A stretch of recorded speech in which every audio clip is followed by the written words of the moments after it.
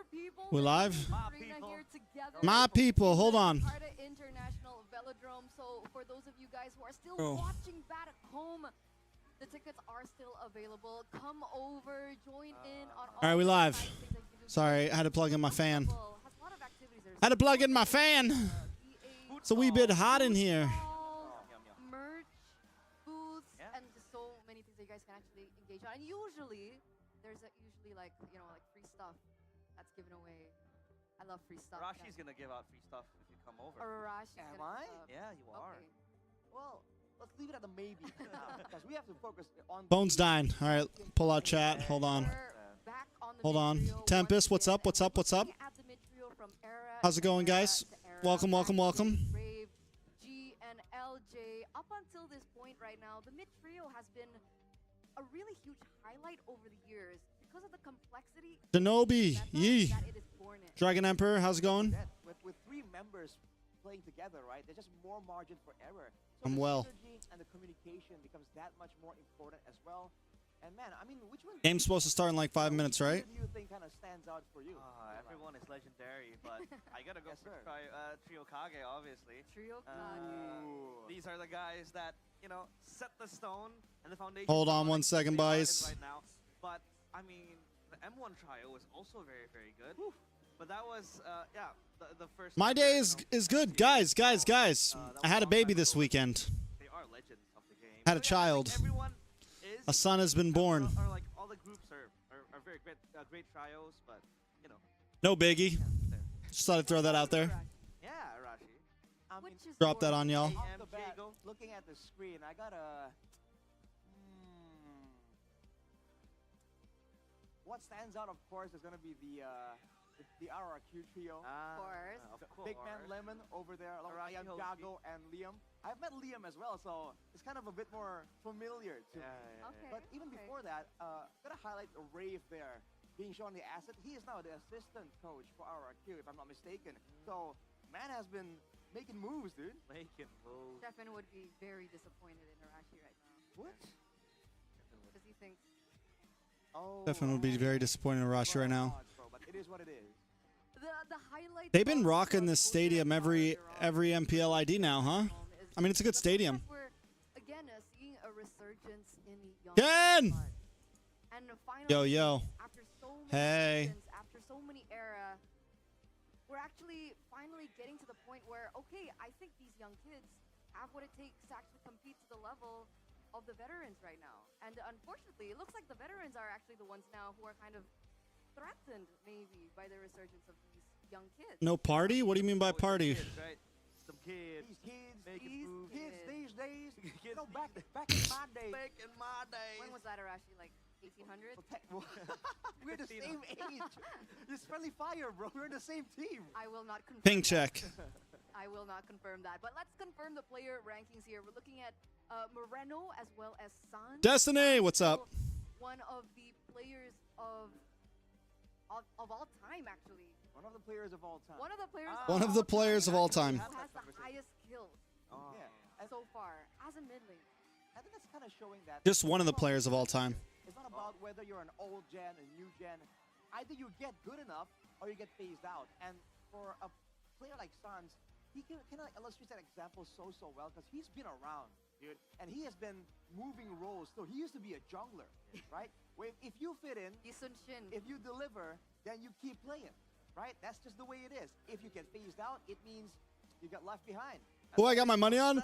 I got no clue, guys. Yes, sir. The survival of the fittest. And We decided to tune in. He played jungle, and then he.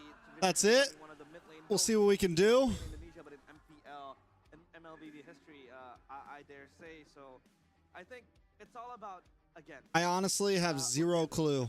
Like Longevity. Yeah, if you want to be a very good trio mid, Yeah. you gotta have the consistency. The longevity. It's not only a one-season type deal. You have to be consistently doing it week in, week out for like seasons, right? Are you talking about TID? For everyone, for every, Whoa. for every. Why are we bringing Should up be a trio big. mid? I mean, I almost didn't watch tonight, but then I was like, oh, it's TLID versus Onic. Hey, that's But I think. too early. We gotta watch. Yeah. That's But fair. Too early This to should be a tell. banger But I match. think it's unfair for us to like talk about longevity to team with an ID because this is a new band of group, right? I mean, sure, they've been there since the MDL days, but their creation into TLID in MPL ID. Like, Let me make things clear. I'm a TLPH fan. I'm not exactly a TLID fan. I don't know. Yeah. Despite that being the case, man, I'm not really a supporters are super in the fan of field, anyone in man. Onic. How do you feel? This is your people. Your I people. feel kind of sad because I'm not there, bro. Dang. I feel kind of sad. I should be with them right now, you know, banging the drums. Banging Okay. Gotta the bang drums. guys. Show your support for your These team, guys. right? Oh! That He's is- on a horse. That is so cool. He's He's on a horse. I'm on a horse. I'm on a horse. I don't. Is that? They're litty. That is actually super cool. Is that Clint? Yeah, it looks like Clint. Is that Leo Moore? Is that Leo Moore? But technically, TLID are the Stallions, right? They are, yeah. The fans are Baby on horses. the. They're riding the on the wave camel? of the Stallions. No. Riding to victory. Yeah. Type deal. It's Okay. it's their ride. You know, that horse, that stallion. Also, One season. Never. Oh shit. I'm reading this. a young boy from the Philippines, a young man from the Ah, Philippines, young man. says whenever he refers to TLID as the young stallions, Right. right? So he's referring to them as the horses, Yeah. Yeah. He's referring to them as the horses. Fans, not the riders. no, they're the horses. The fans are The on their cavalry. backs. On the ride. Yeah. I get it. I'm I get it. confused. I get That's it. the philosophy. But back to your point earlier on, it's actually a I fun don't- fact that I don't think that's the. as well as Silence hold the most trophies. Ooh. I was gonna say Piala for some reason. Sorry guys. Most pialas, guys. Bilingual baby You gotta problems. get that Bialas. Pialas means trophies. trophy. Have you guys been following? Have you guys been following the jacket videos? That's the real question, man. Have you guys been following the jacket videos? I've been going hard on these things, man. Remember, a certain I think young day man 3 was a real banger. who had red hair for a little while. He mentioned if Onic wins again, dude, we gotta find something else to watch. Right? But they were Yeah. that dominant. I They were remember just that. monopolizing all those pialas, bro. It's All a those monopoly. Pialas. It was a monopoly again. I think their conquest has been far too long, subjugating Right. the teams in MPLID. They're But I thought this game was gonna start at 2, bro. That they're vulnerable. They're human. Ooh. I mean, last season they lost to Geekman in the elimination match. Again, the same day they got geeked Interesting. by the Natan. So I think that vulnerability is It is there. crazy that one of these 2 teams are going home. For Onic. It's them proving again. Here's the question, everyone in they chat: deserve that title of does the night. either of these 2 teams make it to grand finals? Immortal guys. These are unbeatable players, and now they're beatable. They're vulnerable. Well, now they have to prove again that they. Or is it deserve just that like title. GGs? Like, Their name. Look at your screen though. Boys and girls, ladies and gentlemen back at home. This is the festival that we were talking about. There's actually a mini stage up there. You guys can actually take pictures with the horse. Have never seen an animal at MPL ever. Yeah. Geek Fam and AE. Fake ones, but not an actual real horse. Is it gonna make its way into the velodrome? I hope so. So I was walking to the velodrome this morning, right? And I saw that horse outside. I was like, is this a what do you call it, Belman? You know, the horse ride we have in Indonesia. It's like a Yeah. horse carriage. Horse got my carriage. jacket ready? I don't have a jacket yet, bro. There's no way there's gonna we're be trying. offer horse rides. We're And trying, shout out sir. to the cavalries out there. Individual. We just dropped day 4.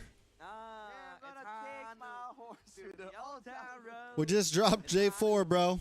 Anyhow, Go check it out on TikTok. it's good to have a figurehead. You know. You guys don't follow me on the old TikTok. You know that thing that the kids are on these days. One guy just leading the charge, you know, just increases morale. So I think the fan cheering battle, I feel like Team Liquid ID might really give the Sonics I one mean, for their money. Imagine if they had like a knight in armor. That would be sick. Dude. Whoa! I mean, yeah. They should have. Maybe they will. Maybe they will. Maybe they later will on. make the grand final. Maybe Then. if they make it. Are they gonna Because make it? we do have to talk about it once again, right? Onic TLID, we've seen them go head to head in the regular season. It was TLID winning. Ken, there's no way for you to buy a jacket in USA. You have to like Will we actually be expecting, buy one over there. ladies and gentlemen, as I wonder we are if, now ready like, for our opening match of Team the Liquid day. itself has a Let's US shop, welcome though. these two teams. It's the young stallions charging into the velodrome, where it saw and bear witness of the Sky Kings ascending once more. Will they be able to again show that the Sky Kings are indeed vulnerable and no longer immortal? Making their way to the stage are 2 teams battling out for elimination. Nah, they ain't got shit, bro. For making their cut on towards the playoffs. Jerseys. On the left side, it is going to be Jerseys. Onic. And up against them, charging, riding into the dying night. It is the Stung Young Stallions. Bro, guy. Realize. Man, this is gonna be an intense match. I need you to get it together, bro. Right here, right Jackets. now. The mind games have begun, ladies and gentlemen. Coach Yap with Adi walking out with Tate DeLucas and Facehugger with our Marshall Gary. Yeah, no varsity jackets in the U.S. store, bro. They're usually very chill, but in this scenario, they have to let go all the stops and go all out. This is the battle for survival. Girlfriend is over there. They know exactly what is at stake here. All right, boys, let's start. Let's get this game going. More so for Onic, they do want to have that final chance, right? Make their way to the grand finals, make their way to the Esports World Cup. Here's the thing, I'm not trying to get the jacket right away, you know? That would just ruin the whole content. We gotta drop videos. Of course I could buy a jacket, but what's the fun in that, you know? Anyone can buy a jacket. I've given my complete love and devotion. I need a jacket. We've heard from some of the analysts, the Indonesian broadcasters, well, even us here in English. It feels like Witty initiates better when he's playing with Kill, and there isn't really an explanation as to why. But Kill, I think, just enables for the team as well. He's able to play dynamically, passively. It's fucking hot, boys. Whereas Aaron is the guy who takes risks, right? And I think that's some sort of insurance for TLID to then progress into the later stage of the game. And Am I rooting for? Kill, I think it helps them as well. Yes. It might just be because I guess, like, technically, I should root for TLID you're a roamer. Now you have to think, I'm not just gonna because I'm a TL fan, on the engage, you know? or do I wanna just in case, help my goal in or out when he goes in and makes a big play.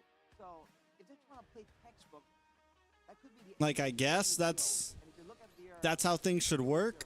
41 heroes. Pocket picks show an Akai as well. Dude, this is a team that has so much diversity when it comes to their strategy. They have been in a slump, but when it comes down to the options they Both have, with a hero pool of 35. all that far. Especially if you're looking at the gold lane situation. They can go with the Heron, they can go with the Granger, and depending on the situation, depending on what kind of strategy they want to go for, what they pick in the EXP lane, if it's gonna be that Phobius, if it's gonna be that Hilda. What do you think about TLPH versus TLID? Bro, TLPH is smashing them, boys. Stop. Stop, bro. Onic, contest macro heroes, Chip and Lodi will be highly valued.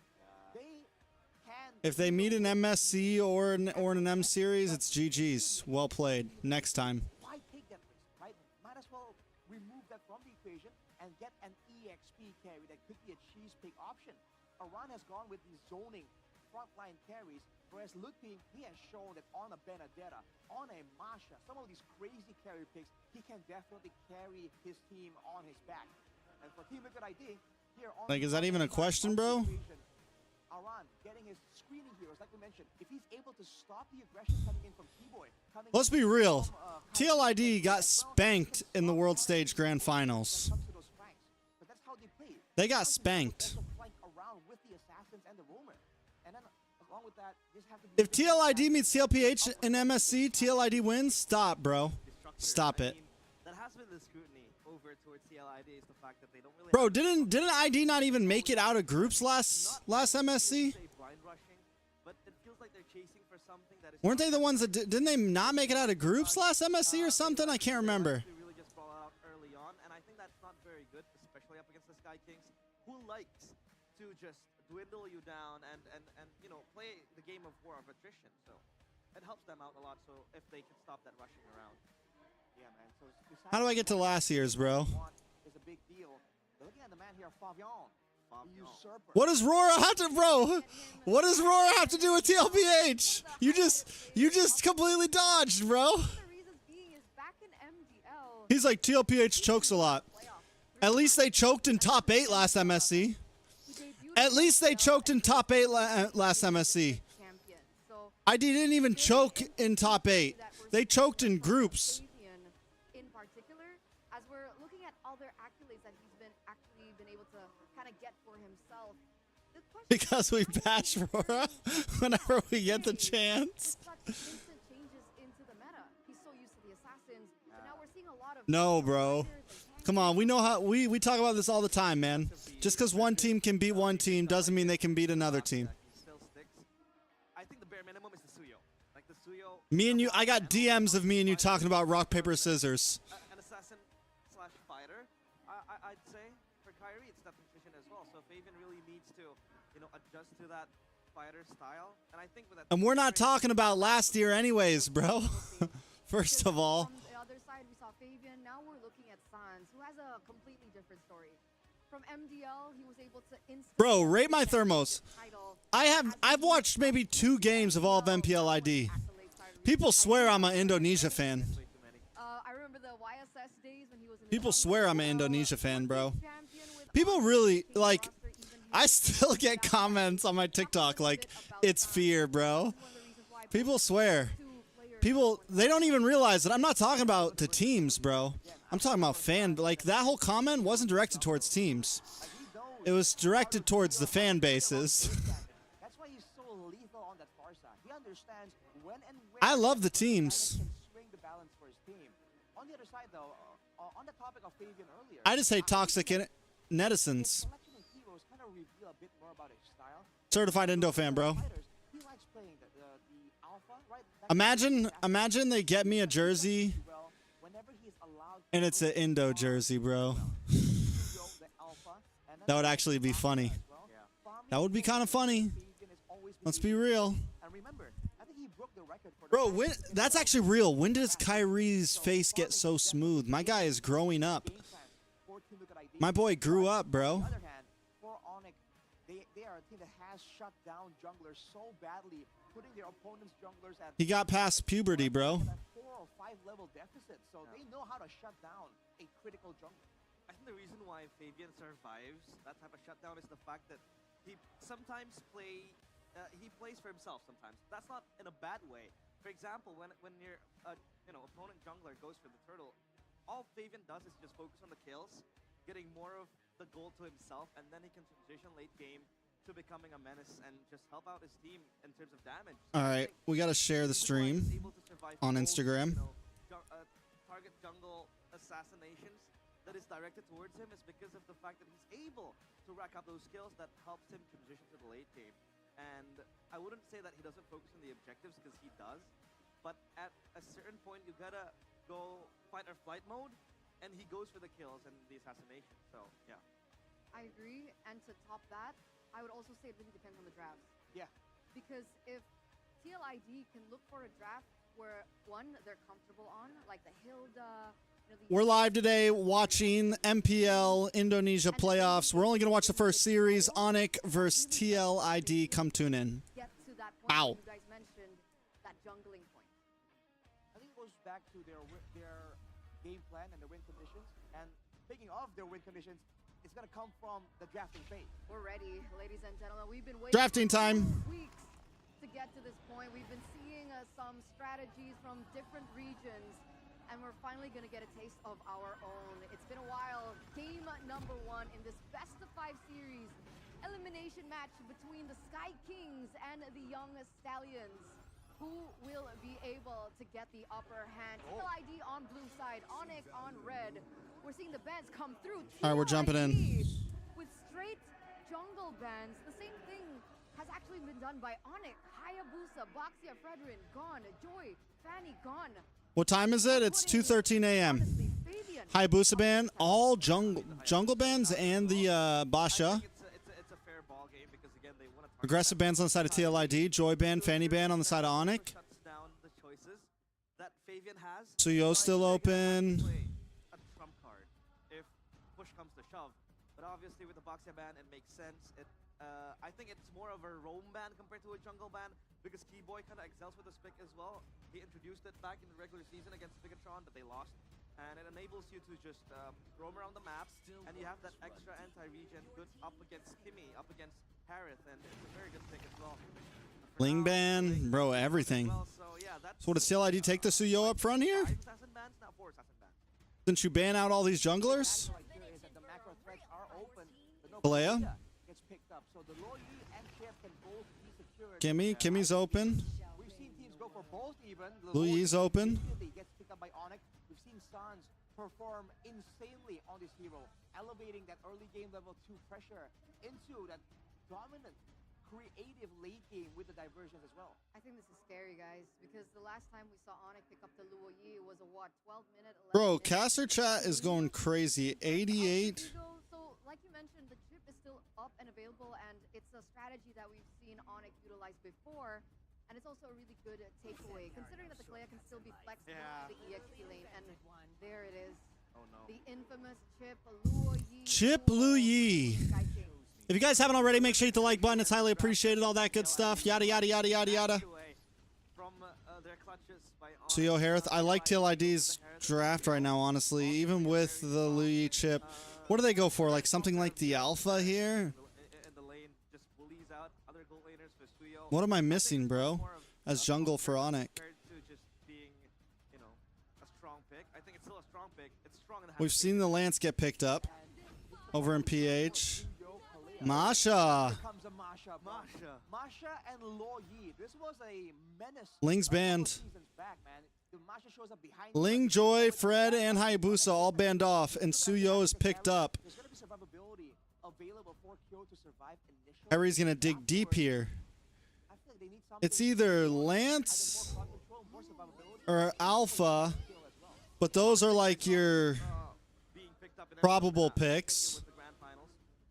Could you go deeper than that? Like Arash mentioned, you know, teleport Hanzo? just sending the Masha into number 1, a split push up top, down bottom. You can create that segue play. But number 2 is to burst down a particular target. For example, let's say TLID has a Farsa, and I think, like on paper, the Masha just gets bursted down by the Farsa.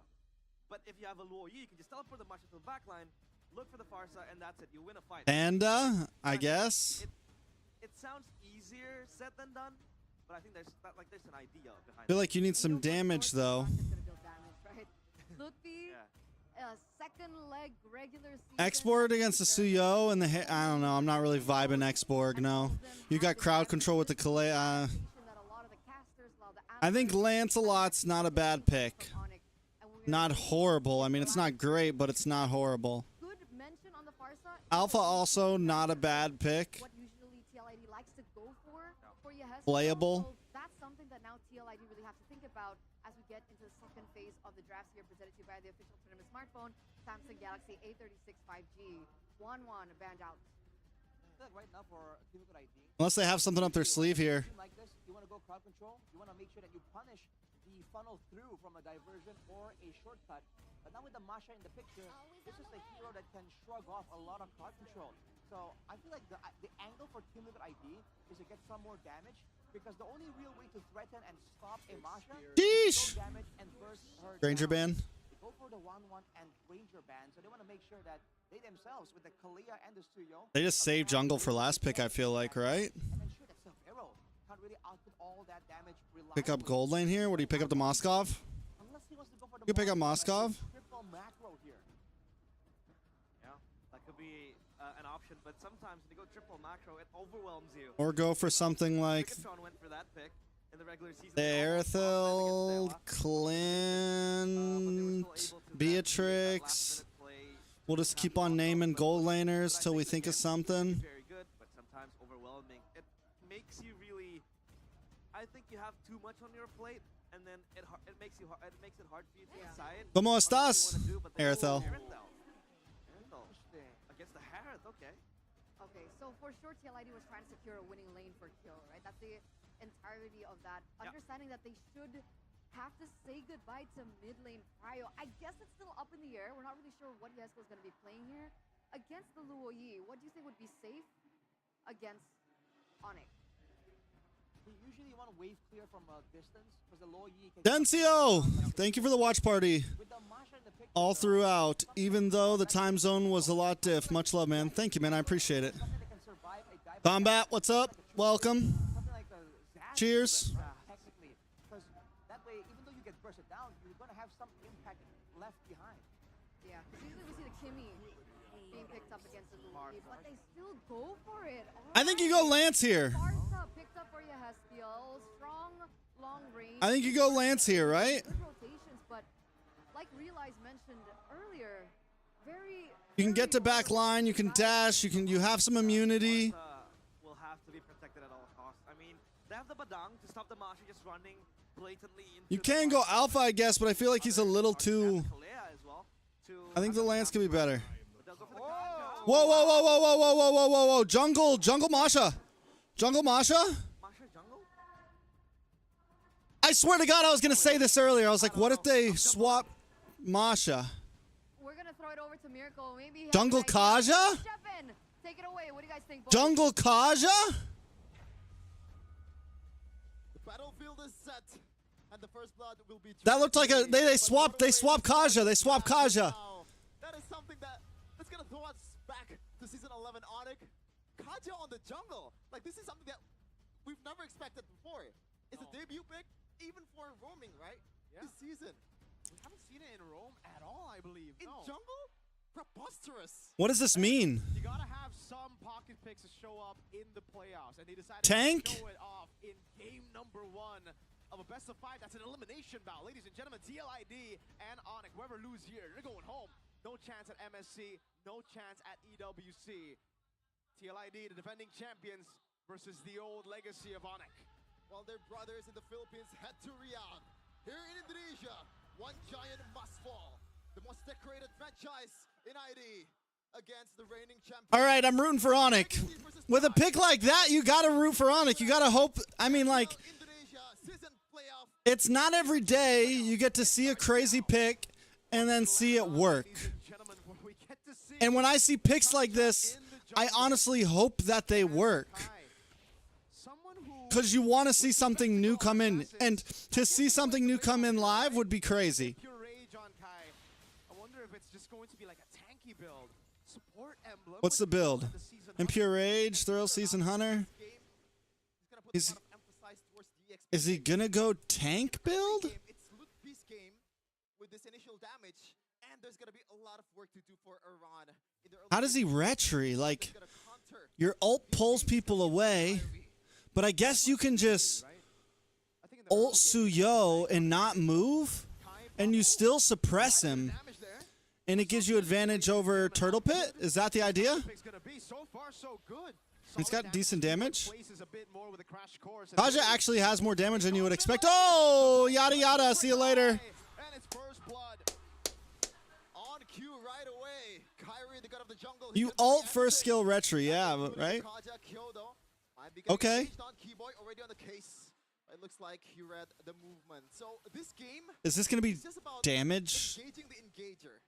Like a lot of times we see the Luoyi pick. We saw the chip pick. They want to play reactively, but right now they don't give a damn. They really did.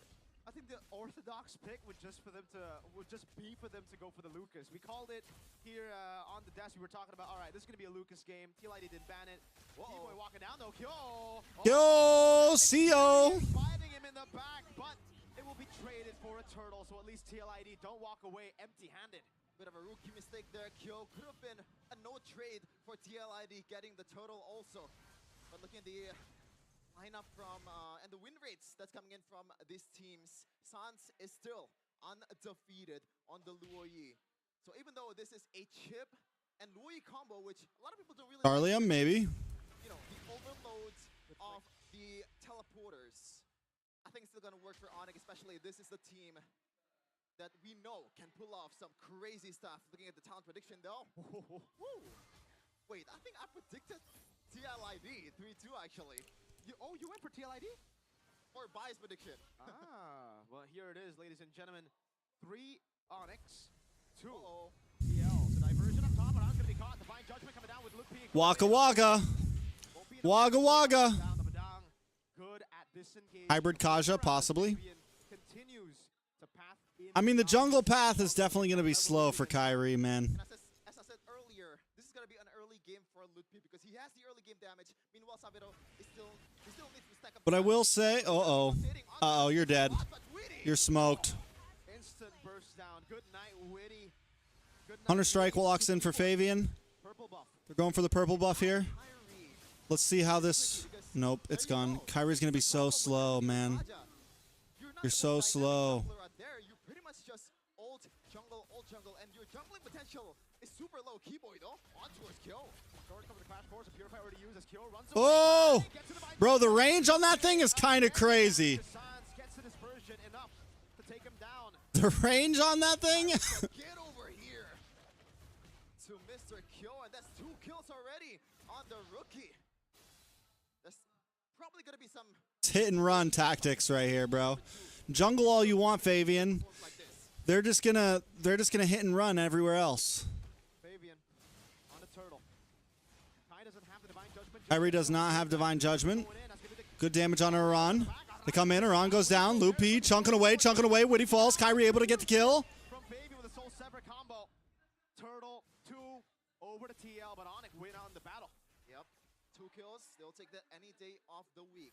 And Kyrie is gonna take that Finally stealing a camp. to further boost his potential on the burst. Of course he's gonna. Curious about the Never pull mind. coming in from Kyrie, because is it gonna be? Oh, there you go. Thunderbelt. It's a Thunderbelt, so a bit more utility right now, a bit more slows as well. So this is gonna be the, that season 11 Kyrie utility jungle era, which is in a way good because Onic was dominating at the era, but at the same time, this is Kyrie we're talking about. They missed out on the assassin potential. I'm pretty sure Coach Wolf Barbero is the one who made this draft for Onic ID. Unfortunately, if we look at the drafts again, right, he was kind of forced into this position. And Onic were prepared for it. That's Witty. Tsunami Slam already bringing Oh my lord, Keyboy smashed. do anything. Kai walking up. Aran going for Kyrie the already. Oh, look, Witty. hasn't used all yet. Gonna be taken down to Witty. Kyrie saving the ult. To Lutpi. But Keyboy though, that's a really fast reaction on the teleporter there, knowing that he's gonna be engaged on and he needs his teammates' help to retaliate, and he's already healthy right now on the bottom. Honestly, I think Onyx got this game, bro. Now I understand, why They scale well as well. spoken to analysts, a lot of pundits, a lot of just fans of TL have been saying that Aaron might be the better choice in playoffs. Playing in this grand stage is quite intimidating, and we gotta say Kyo definitely is feeling it.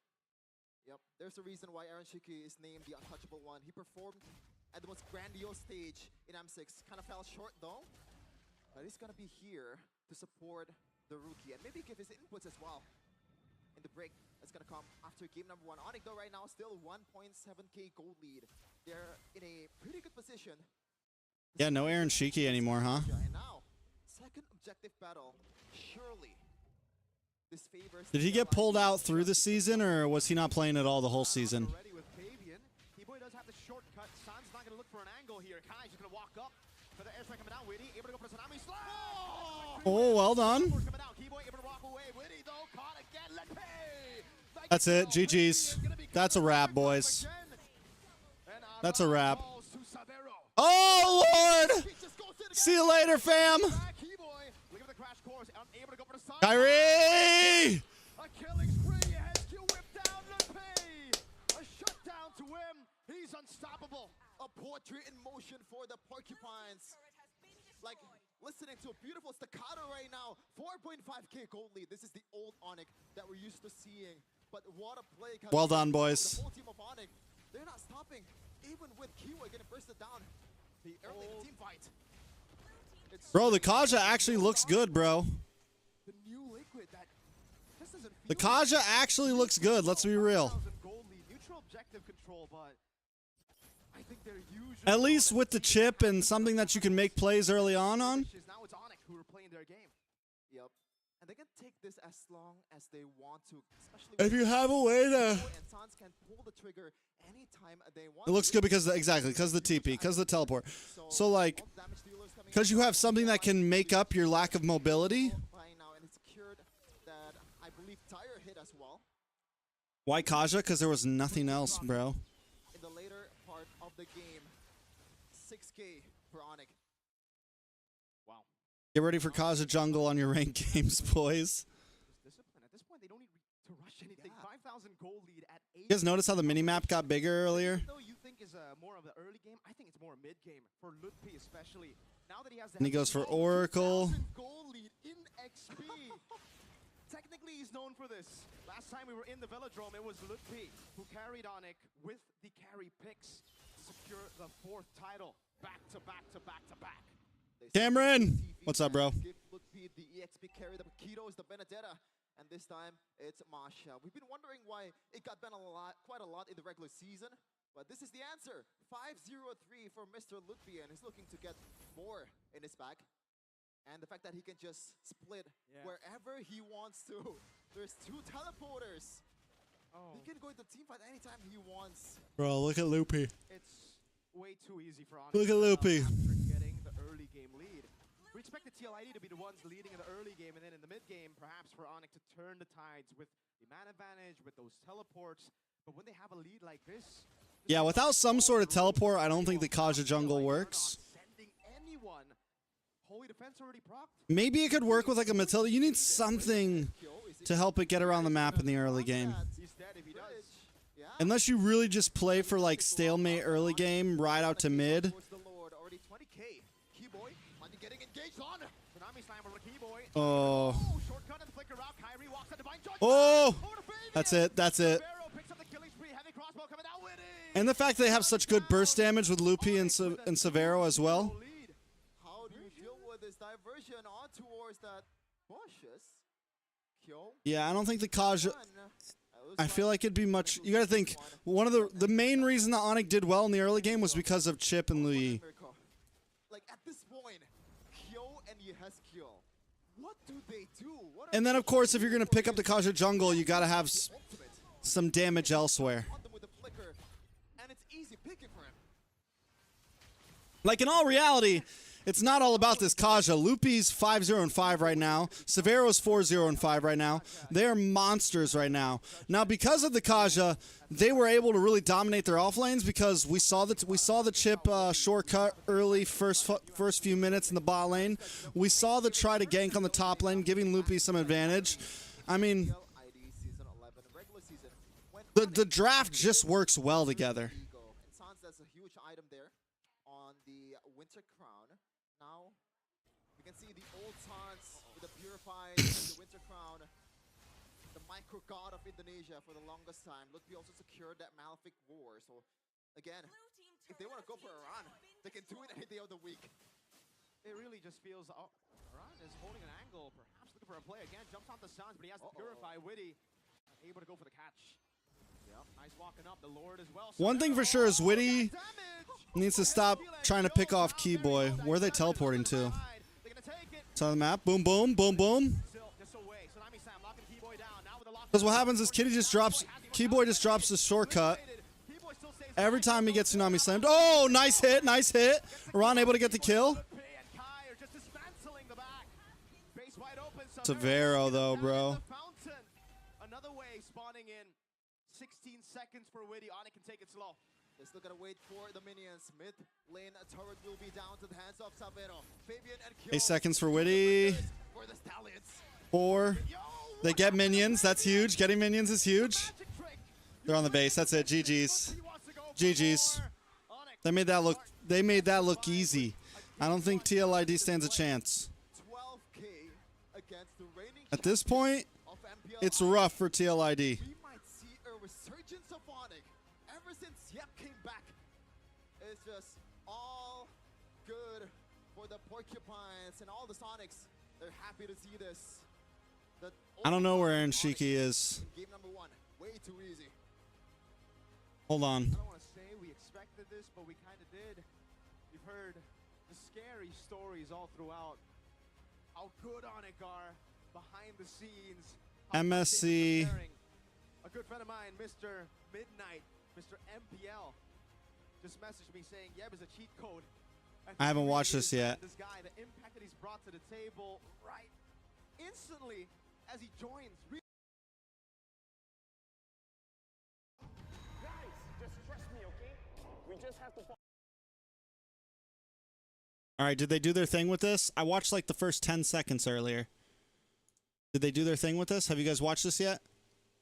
The MSC history footprint. Is MSC bad this year? Has in Saudi Arabia. Yes. Why are we trekking through the jungle? MSC started off in the tropics before it started to take over the world. Yes. Oh, guys! This symbol, it matches the QB frequency. I think we're getting close. You guys hear that? The format is calling me. I can feel it in my gut. Not your guts. You just skip breakfast. Guys, look. 8 Bro. warriors. Never mind. Never mind. Sacred path. Oh my, Japan is back. Oh, 8 teams drawn into 2 groups. GSL format with BO3 matches, but at the end, only 1 team advances. We have to find the next piece first, because then we get to write the story. Imagine it. Lapels, MSC 2025, Fury, Pro Max Plus. Ain't that good? Yeah, I like the sound of that. All right. I got this. They're vibing. What's that? Great Scott! It's the group stage format! Great Scott. 2025 group stages is going to consist of 16 teams broken into 2 groups. Yo, what if this is how the groups look? What if this is how the groups end up looking? Each group balanced and regionally diverse. So all teams will be drawn into 2 seeds, and teams from the same region can't be drawn into the same group. Groups Okay. will then play a BO3 double elimination. So no matter what, there's a PH and an ID in each group. And no matter what, there's a Malaysia and a Malaysia in each group.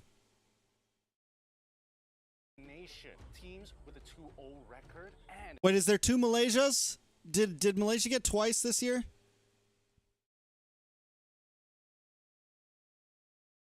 Malaysia got twice this year. All right. Hot take. Hot take, guys. Hot take. Hot take. Hot take. Hot take. I get why. I understand why regions with 2 teams can't get put in the same group. I get it.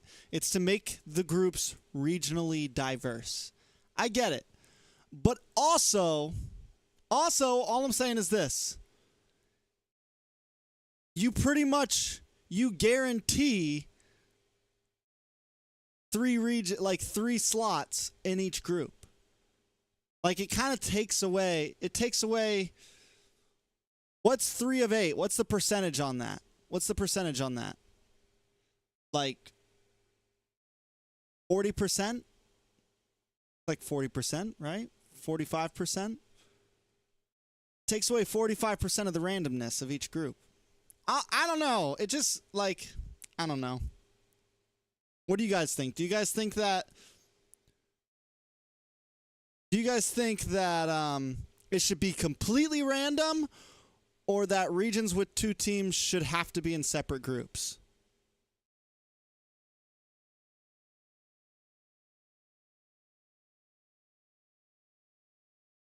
I'm just wondering what the people think.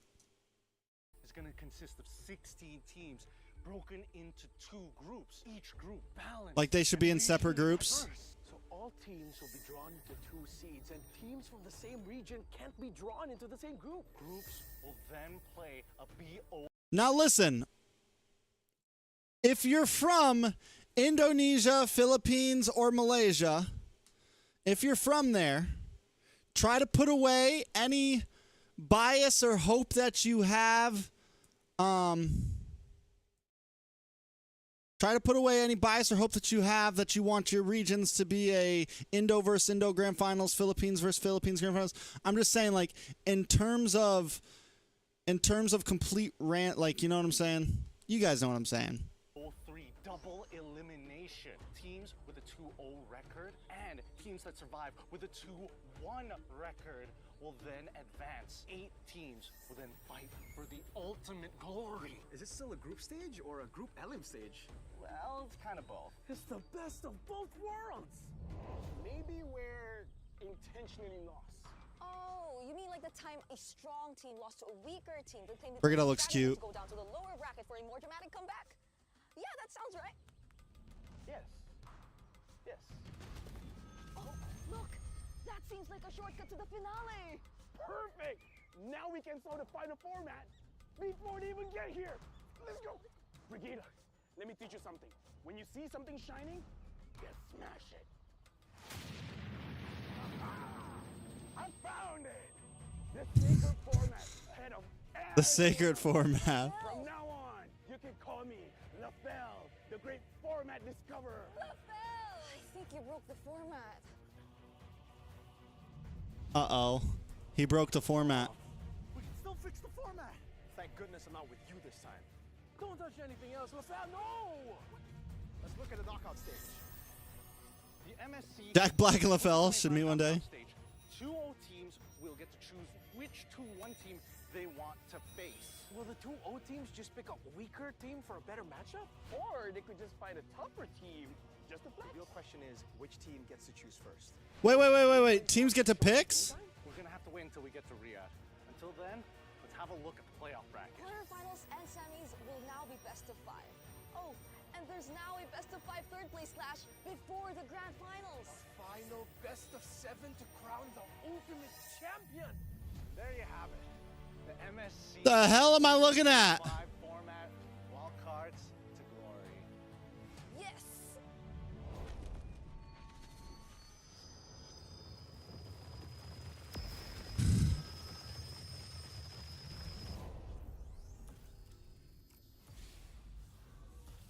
I'm gonna be real, guys. The video was great. The video was a lot of fun to watch. But in terms of actually explaining the format, I got nothing, baby.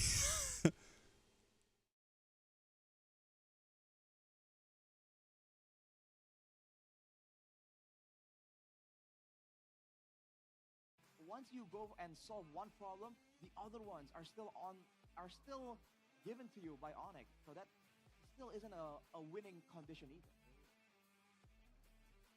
Man, nothing given, honestly. I mean, you can see from the stats that, you know, Yehezkiel tried his best, right? 23,000 damage dealt. Yehezkiel tried his best. Overall, he is actually close to Lutfi on the Masha, so... I think better Ishmael, 6k off, yeah. That ultimate is very strong as well to just play around Onic's backline, but Onic was very, very calculative. Yeah, it didn't matter. But I think what you should look at right here is the fact that Kyo deals marginally a bit more damage over Aran on the Badang. This is a Harith, and this is a Harith that wants to be team fighting, right? And yet, you can see that he was absolutely shut down. We talked about how Onic can shut down junglers, but we're seeing again, when the jungle isn't the win condition, they can go for the mid lane. They know how to shut down every single role here in order to really just shut down whatever win opportunities your team can possibly get. And Kyo was the recipient of that factor here. For in sure. the first game. He's only on 2 items. My side hurts. He hasn't even gotten the chance to either go Holy Crystal or even, you know, Blood Wings. Nothing. Just the Starlight Scythe and the Feather of Heaven. And back to the point earlier. Ow. Despite still being one of the highest on the damage dealt, it makes sense. Because the damage dealt is only on Keyboy. Meanwhile, if we're looking at Onic, you can see that the damage dealt. What else is going on? To the important people, right? I saw Ulf earlier. A lot of times getting taken down. You can see him getting a lot of damage taken. Weedy as well, even Aran. So Is he speaking Filipino? The Badang wasn't given any chance or possibility to make a play, considering that every time he did sense, because the damage dealt is only on Keyboy. Meanwhile, if we're looking at Bro, nice camera. Looking good, Mr. Ulf.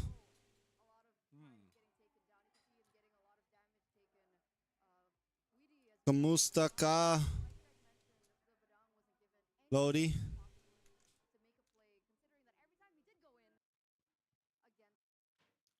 Kamusta ka, Lodi? No back shot. No. Xborg is pretty bad. Xborg would have been bad, yeah. I'm thirsty, guys.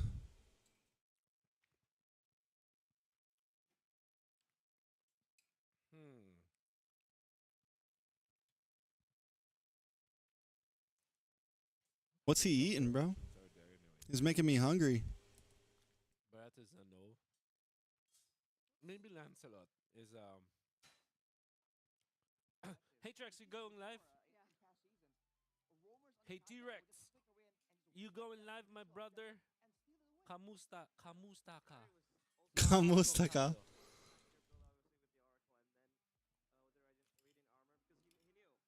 PH medal. Hey.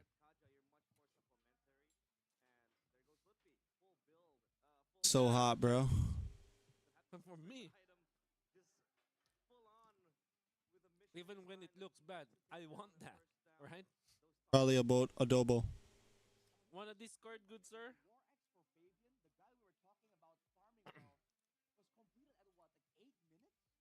Nah, you wanna survive. That's why you go violet. I think there's kind of this gap line where on the early game it Oh, was no. he was able to farm up a bunch, get that 100 strike, but then boom, the Onic apocalypse happened. He wasn't able to farm. Onic apocalypse. TREX Yeah, kits. like he wasn't able to. I might go to MSC. I'm not confirmed yet. Tell him to shoot me a DM. I'm fucking hot in here, boys. Oh shit. Why is this all? What's going on here? Oh my lord. BRB, guys. But I guess then the chip, I don't know if they can do a low E chip though. Let's rewind a bit because we're looking at the bans first, right? TLID went for 3 straight jungle slash, you mentioned roam ban with the Boxia. I would actually consider it to be a Kyrie pick because he even said up on stage, right? He's half Boxia. I'm half Boxia now. Half Boxia. There's even like an asset for it. But Boxia from Bekas. anyway, would we change the bans there first? Do they go for a different side maybe? That's kind of tricky because again, you have to pinpoint and navigate through the draft where it doesn't give Onic as much freedom to play what they really want to play with the power that they have in a lot of heroes, because this is a team that is able to play a lot of heroes, right? I mean, that Kaja in the jungle was a statement from Kyrie as well. Yep. But I think, again, playing to their strengths, I think it's fine to trade the Boxer with the chip. Totally fine, because I think Liquid also likes the chip more. And I think it's more prio for a first pick chip to happen compared to the low E for Liquid. So I think just trade out. I mean, if Onic can have a power pick that they like with the Boxia, you can have it too with the chip. So it's a fair game, I guess. I feel like if you want to look at it positively, again, you have to remember this is a best of 5 after all. Yeah. You know, Realize was telling me like, dude, this is gonna be quick, man. Onic are so dominant, and I have to remind them painstakingly that remember the last time RRQ seemed to have Team Liquid ID solved out, it was a reversal. It's a best of 5, man. There's a lot more games to go, and Team Lucas does have that problem-solving factor we've seen again and again. So I feel like it's if you want to take it positively, this might be Team Liquid ID probing at like how flexible, whether banning out Kyrie can be an angle. But now after seeing that Masha, after seeing some of those surprise picks from Onic, I feel like the bans definitely are gonna change over from Team Liquid ID. Is that gonna be enough for them to get a dominant, a winning draft against Onic? I really doubt it, to be honest, with Coach Jeff in the picture. But we'll have to wait and see. What did you guys think about the Suyo pick in the first phase? Did you think that was a comfort pick? Do you think that Suyo was still strong in this meta after seeing, different regions kind of experiment with their jungle pick? Well, I mean, it's still strong to a certain degree, but I made it clear from the get-go that Suyo pick is comfortability for Fabian. For more comfort. Yeah, it's for more comfort. He has more time to farm quickly with the Suyo, get his items rolling. But I think the Suyo was just under too much pressure. It was very hard for, again, like how Arashi mentioned. So does the roamer wants to protect a single member, or does the roamer want to really, become the sacrificial lamb and just play for everyone? And that happened. That dilemma happened for Witty, because Onic was just everywhere on the place. They were shutting down the left side, right side. Kyo was also shut down. So Fabian had no help on that regard, and the Suyo just made it worse because he fell because of how aggressive Onic became with the Masha and the Kaja. I feel like that could be also the idea could be to kind of build onto the Kalea, right? Again, Kalea or Jawhead, a pickup hero along with a Suyo, has been a working combo. Yeah. The fact of the matter is, the Suyo can clear fast, has good mobility if you want to try and get out of sticky situations, and can also execute, right? You can seal. All right, boys, we're back. When someone's low HP as well. So it's not really a bad pick at all, I feel like. And then we go for the Harith. So I think the idea was to go for this early game pick-off heavy style, right? That's where the Farsak comes in as well afterwards. And then later on, in the mid-game, the Harith should be taking over. Right. But I think the pick I'm looking more towards is the Badang, like you mentioned, man. Because what exactly was the idea for Aran to be doing here? Is he going to be diving in, right? Is he going to be peeling back? Because I feel like if All right, you're boys. gonna be peeling or diving, We made ourselves a better Sammy. options regardless. He seems to Carl, be Carl, bro. in the middle. Carl or Kyrie, Carl. Is That makes sense. that even a question? So we're looking at the Luoyi and chip problem that TLID will have to address in the next draft. And what else do you think? Is it just purely that? Carl over everybody, bro. With execution by a particular player, I think it's just recovery now. just recovery. Mentally recovering from this because Carl over everybody, bro. I actually mentioned it. 12 minutes. That sweep might happen if they're able to solidly become like a unit. Are we going to be looking at a 3-0 today for the Sky Kings? Arashi. It's a huge possibility. Crazy. What was your prediction for this match? TLID 3. He went 3-2 TLID. 3-2 TLID. I believe so. I thought as Team Liquid ID can Okay. get it done, right? They also got it done against RRQ, so I gotta gotta show some respect. A there. little bias there. Wrap them up, yeah. Just a little bit, But I think a lot of people were thinking this is gonna be one of the highlighted matches, even though it's the first match of the playoffs. Oh. And so far at least, Onic Bro, kind of Keller picked that- Kyrie over the interview. You saw him? But looking at this aspect, Bro. the battle of champions. Guys, Battle of Champions. MSE, know your you rival. can't take. Looking at these teams that have been able to lift up the trophy. First of all, Keller's part of Onic. Second of all, you can't take half the stuff most of the players say in interviews seriously, man. Like they just say stuff, bro. For this next MSC, as you know, we're kind of on the way to it right now. Like, and sometimes you don't know if they're just like. My thing is too, is I think half the shit they say is them being a smartass. Like they're just being like they're actually taking a jab.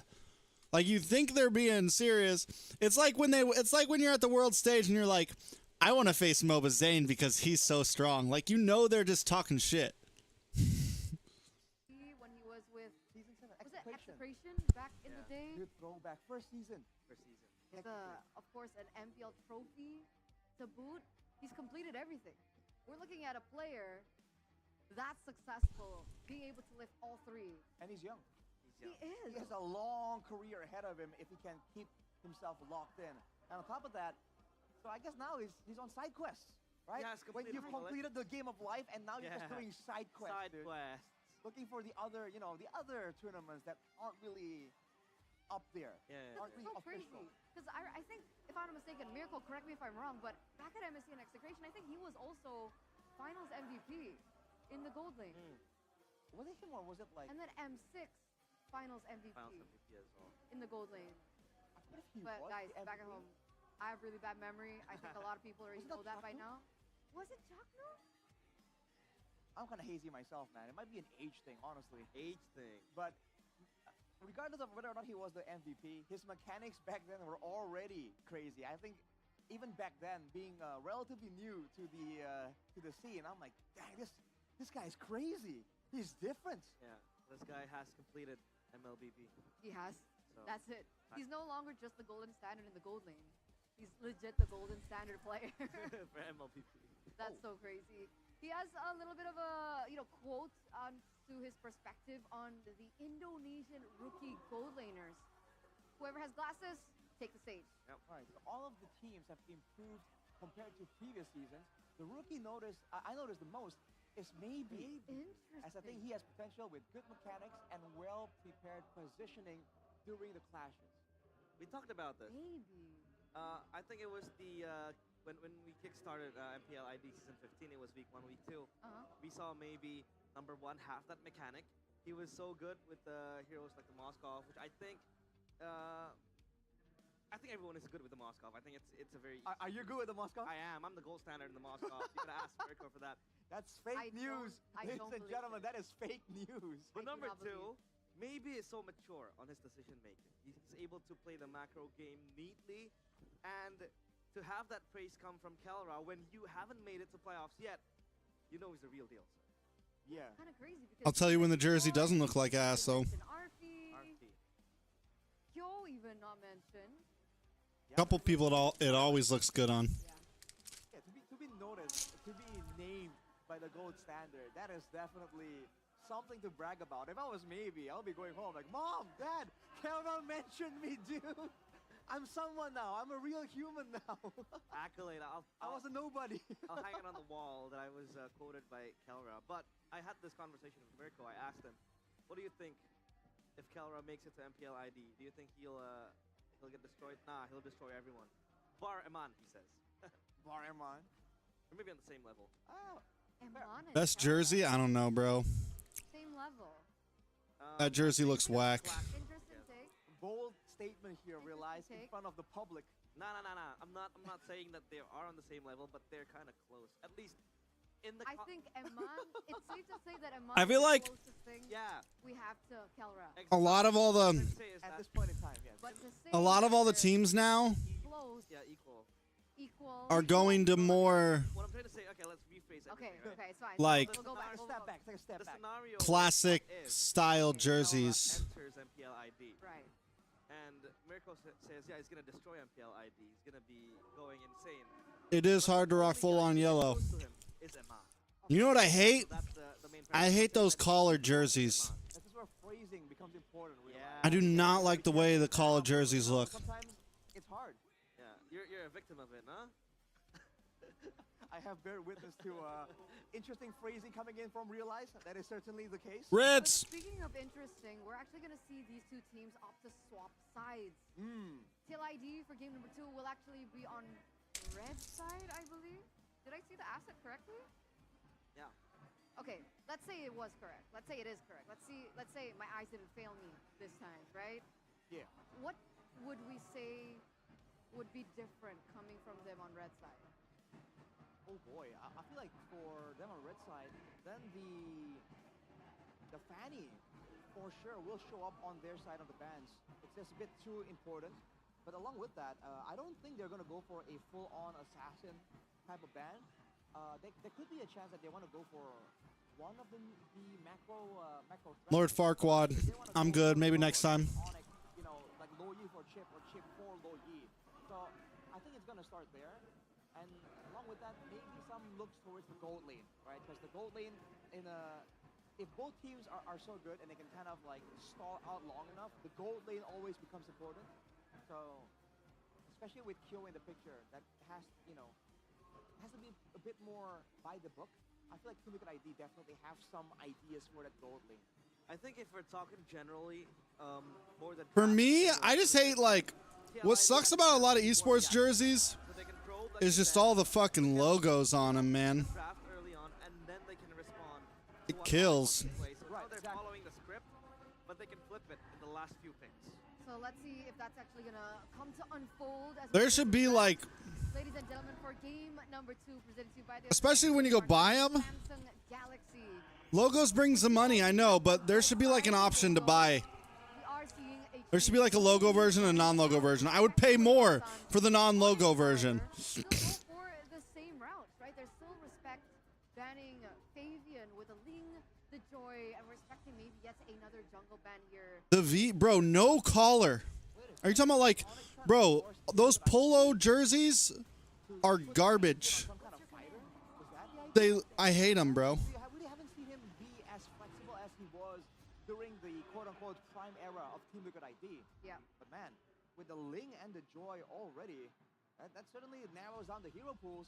And Kyrie doesn't have the same problem. Kyrie can play those utility heroes. He can play the Kaja. No problem at all. I think this was one of the largest criticisms given towards TLID, especially during that 2-week break.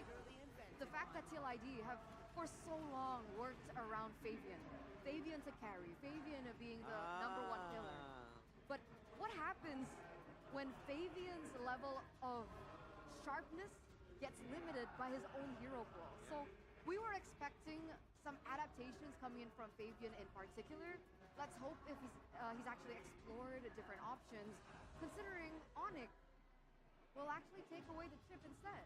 Would you say that Onic PH is still better than Onic ID? TLID now, they can have the chance to We'll see. ban the Boxia here, I think if Onic can make it to grand finals, then maybe not. Comes here means that Onic can get Kalea. So yeah, I try to ban out the Kalea and Onic. But honestly, bro, Onic, like, They want to go the bro, top 4 teams of PH sorry, Loi's banned. So yeah, no are global fucking up a lot of shit, man. for Onic. It'll be the Padang first pick. Not many teams in the world are taking on the top 4 of PH. Much more of a safe pick for Onic. It's a flex pick as well. Onic loves having the flex potential. The They big go 4. for the red side, right? They want you to show your cards, and they always have something in the bag, something in the top hat to just surprise you with. So they go with the Badang, they can kind of move around over. Which technically can still build damage in the EXP lane as well. Exactly. So for Team Liquid ID, they want to go for the same gold lane approach here, because if they go for the Harris, Half the time. I really do agree with the statement that Mirko and some of the others made. Like, they are inconsistent. When they are on their A game, a lot of people can't fuck with them. When they're not, they're going to get dogged by a lot of teams out there. Same strategy even back in Mpl ID season 14. It's something that they could actually go for maybe an alpha with that they can combo. An option that they can go for here, especially now that Matilda gets taken down. Yeah, Matilda. Witty was global #1 on this Matilda, if I'm not mistaken. So this pick is respected a lot whenever he's in the picture. Now with the Phobias though, if they want to add an alpha to it, then the two are going to be fighting for that Matilda airline ticket. That's the first issue. Second of all, for Onic, they can go for a strong EXP laner and still get a winning lane against his Phobias. The Badang can very Top 4 in Indo, clapping top 4 in PH. We'll see at MSC, bro. pull up a crazy roam Badang. So with the glue and the Hayabusa, a lot of dive potential right here actually. They might Give over the able for Hayabusa. Onic to just skip over the Phobias and just They got a. What do they pick for jungle here? What do they pick for jungle here?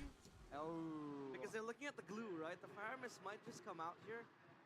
It's also quite good against the Hayabusa. You Rough, get that extra bro. life with the Nether Realm. But then it groups you up together for the Badang. Yeah, that's right? exactly it, right? I So mean, they can go Vexana instead. Vexana, I think Vexana is, I don't know, in this Ken's meta, it's the moment Ken throws SAUL in there, Against the blue, he loses all validation in his points. There's the fair miss. yeah. I mean, I think that concern from you is very, very warranted because the Faramis entails you to just group up together on the back of another realm, and then that is actually a beautiful setup for Keyboy. I don't know, bro. And then it becomes a problem. This draft from TLID is looking kind of wickety whack, bro. Blue is actually weaker now compared to before against the Faramis. Because you get the blob passive, you get that effect a lot more frequently and a lot longer. I mean, the fair miss does work well against the glue. Before when you have to use the ultimate. Don't get me wrong, So I think the but is going to be a bit weaker now for the side of Onic. And again, they're all moving inwards. They're all trying to dive in together here. So anything like an AOE from Team Liquid ID is going to be a lot more valuable too. Okay, Alpha I'm gets still back waiting down, for that so big the fucking possibility patch change, of bro. Alpha Matilda combination gets taken away. If we're talking about AOE damage, Arashi, from TLID, was it earlier on, Arashi? What? Was it TLID looking for an AOE damage dealer, or was it for Onic?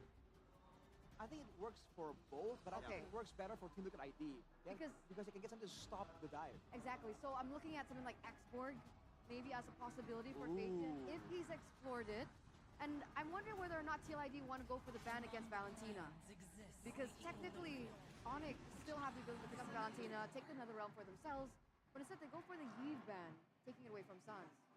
They're focusing more on the team fight prowess here. Again, any kind of AoE, any kind of way for Onic to kind of force Team Liquid ID to stick around in the same area, like the real world manipulation. Yeah, that could be a winning factor here. So they go for the Tushin and the Yi first. But again, with the Valentina can be an option, especially if they want to go for. Yeah, the Valentina can be an option, or the Kimi actually. Kimi. Right. Kimi is still available, obviously. Continuous damage output has always been a great solution here. And you can hit everyone at the same time with that Kimi when they're grouping up for the Paramis. They have a good setup as well, right?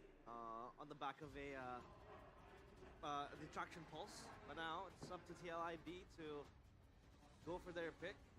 I mean, They are still without a marksman, jungler as well. Fabian, what does he pick, right? Because again, the sample size is limited to the Suyos mostly, and here's the thing. Technically, Fabian can still pick up the Lucas. Yeah. And there's no setup against the Lucas either.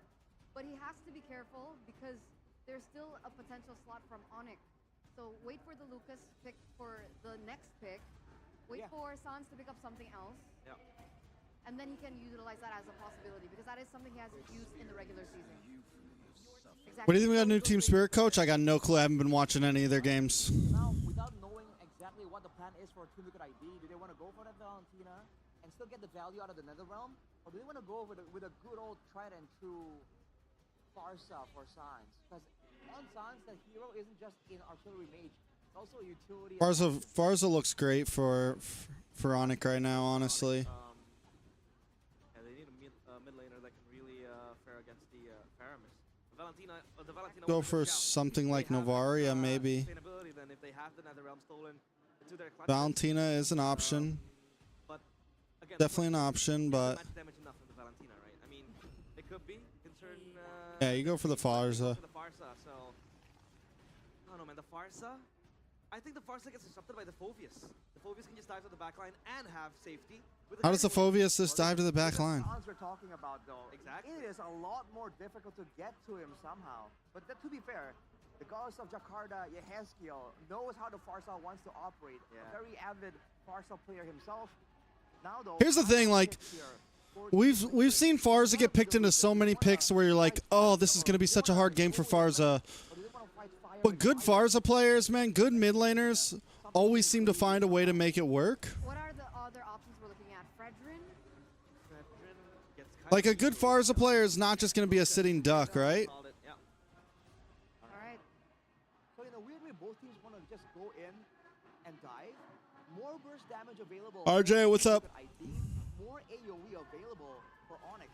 Now the problem is, when Team Liquid ID are grouping up together, that Feather Airstrike has to be dealt with. The Fist Crack as well, and even the Heavy Crossbow. The AoE damage output is just so much higher from Onic.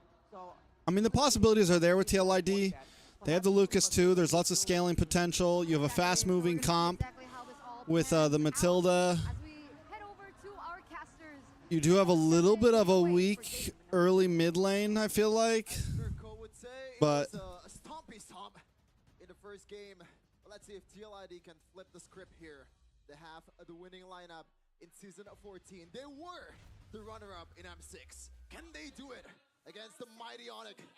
Here we go, game number 2. We've been seeing a whole lot of the mighty Onic here so far. Game number 1. Indeed, Sheffin was a stompy stomp. Let's see if game 2 is any better for Liquid. Because the drafts, we went through it. I think we got all of the picks right. And I don't think we're too big of a fan of the TLID drafts, right? This is like very one-dimensional team fight draft from them. Yeah, but you gotta remember, Mirko, these combos in Season 11. You can bring it back to that season. The Faramis Mathilda.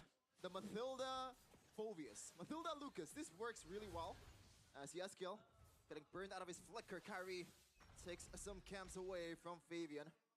Some pressure early game right from the get-go from Onic. Oh, man. The thing about the... Oh, they're gonna go all in on Taran. Maybe forcing a flicker out. Brought back to the team again. Wow, still saving the flicker. sorry, guys. Important message. What? This is as worse as it gets, especially for an EXP laner. You need the XPs for you to be able to contest the first neutral objective, and they just shoot themselves in the foot.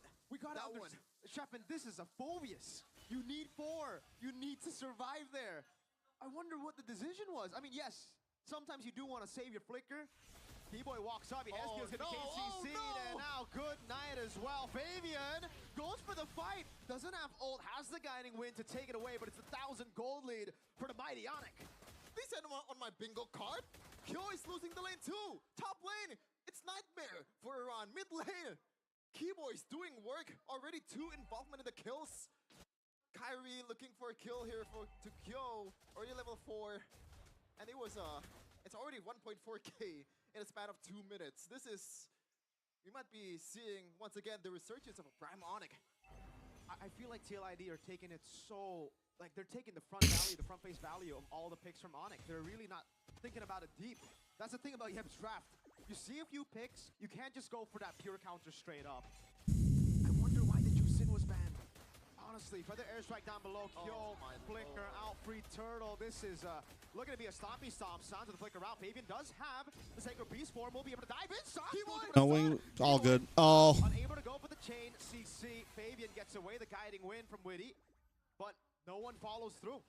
Yeah, this is just absolute domination again in the early game, even more than game number 1. Looking at the win rates though, Fabian, that's a pretty bad win rate on Lucas. 0 out of 3 in regular season. Let's see if they can, once again, you know, flip the script, because it's not looking very good for the Cavalry right now. If this continues on, Eterna said 3-0 might really be possible. After looking at the drafts, I wasn't a believer before, right? You told me it might be a 3-0 day. I'm like, nah, maybe B-tier Ultra Ego, but not Onic TL. After game 1 and then the draft in game 2, I think you guys have convinced me this could be, yes, a 3-0. And man, what a 3-0 would it be? We expected TLID to pull up a whole lot more fight in their first match, an elimination match as the defending champions. Yep, they got better later part of the season, but when you look at the improvement of Onic compared to other teams, it's pretty much night and day. Yep, the savior of Onic and Kyrie already looking for an engage. Kill getting chopped on. Shadow kill as well. Kill goes down, sorry. Very important messages that I had to send. I don't think he needs even the shadow kill at that part. Keyboy still saving up the flicker, still saving up the ult, and Savero is having the time of his life. Keyboy, are you looking for a solo kill, my dude? Yeah, taking the Stampede away already. No engage potential, mid lane's being frozen. This is a complete shutout. Onic are not letting TLID breathe, not even in their own jungle. Yep. Very early going one there from Sun, so a lot more work to do for Weedy and crew, because they do rely heavily on that extra shields, extra HP that's gonna come. Even the spell farms coming in from Fabian and Aran, but they're still on the case on towards the turtle. They have the advantage. Lumpy with the flicker already with the grab as well. Now, able to get onto him. Fabian with the Sacred Beast already used up. That's gonna be a big bait onto the resources of Hold on, Loopy low. Sacred Beast does nothing. Oh, the tail beast bomb tickled Loopy. He regens back up, and the win condition of TL is evaporating. Silver lining, Kyo is getting some turret hits, but Savero still has the sprint. Let's see if they want to go for this one. No. Onic, man, they're playing it a bit too cleanly, I gotta say. In that fight earlier, they understand, especially Lutpi understands, even though right now he's not on the damage jungler that he really likes, he still somehow controls the objective for Onic.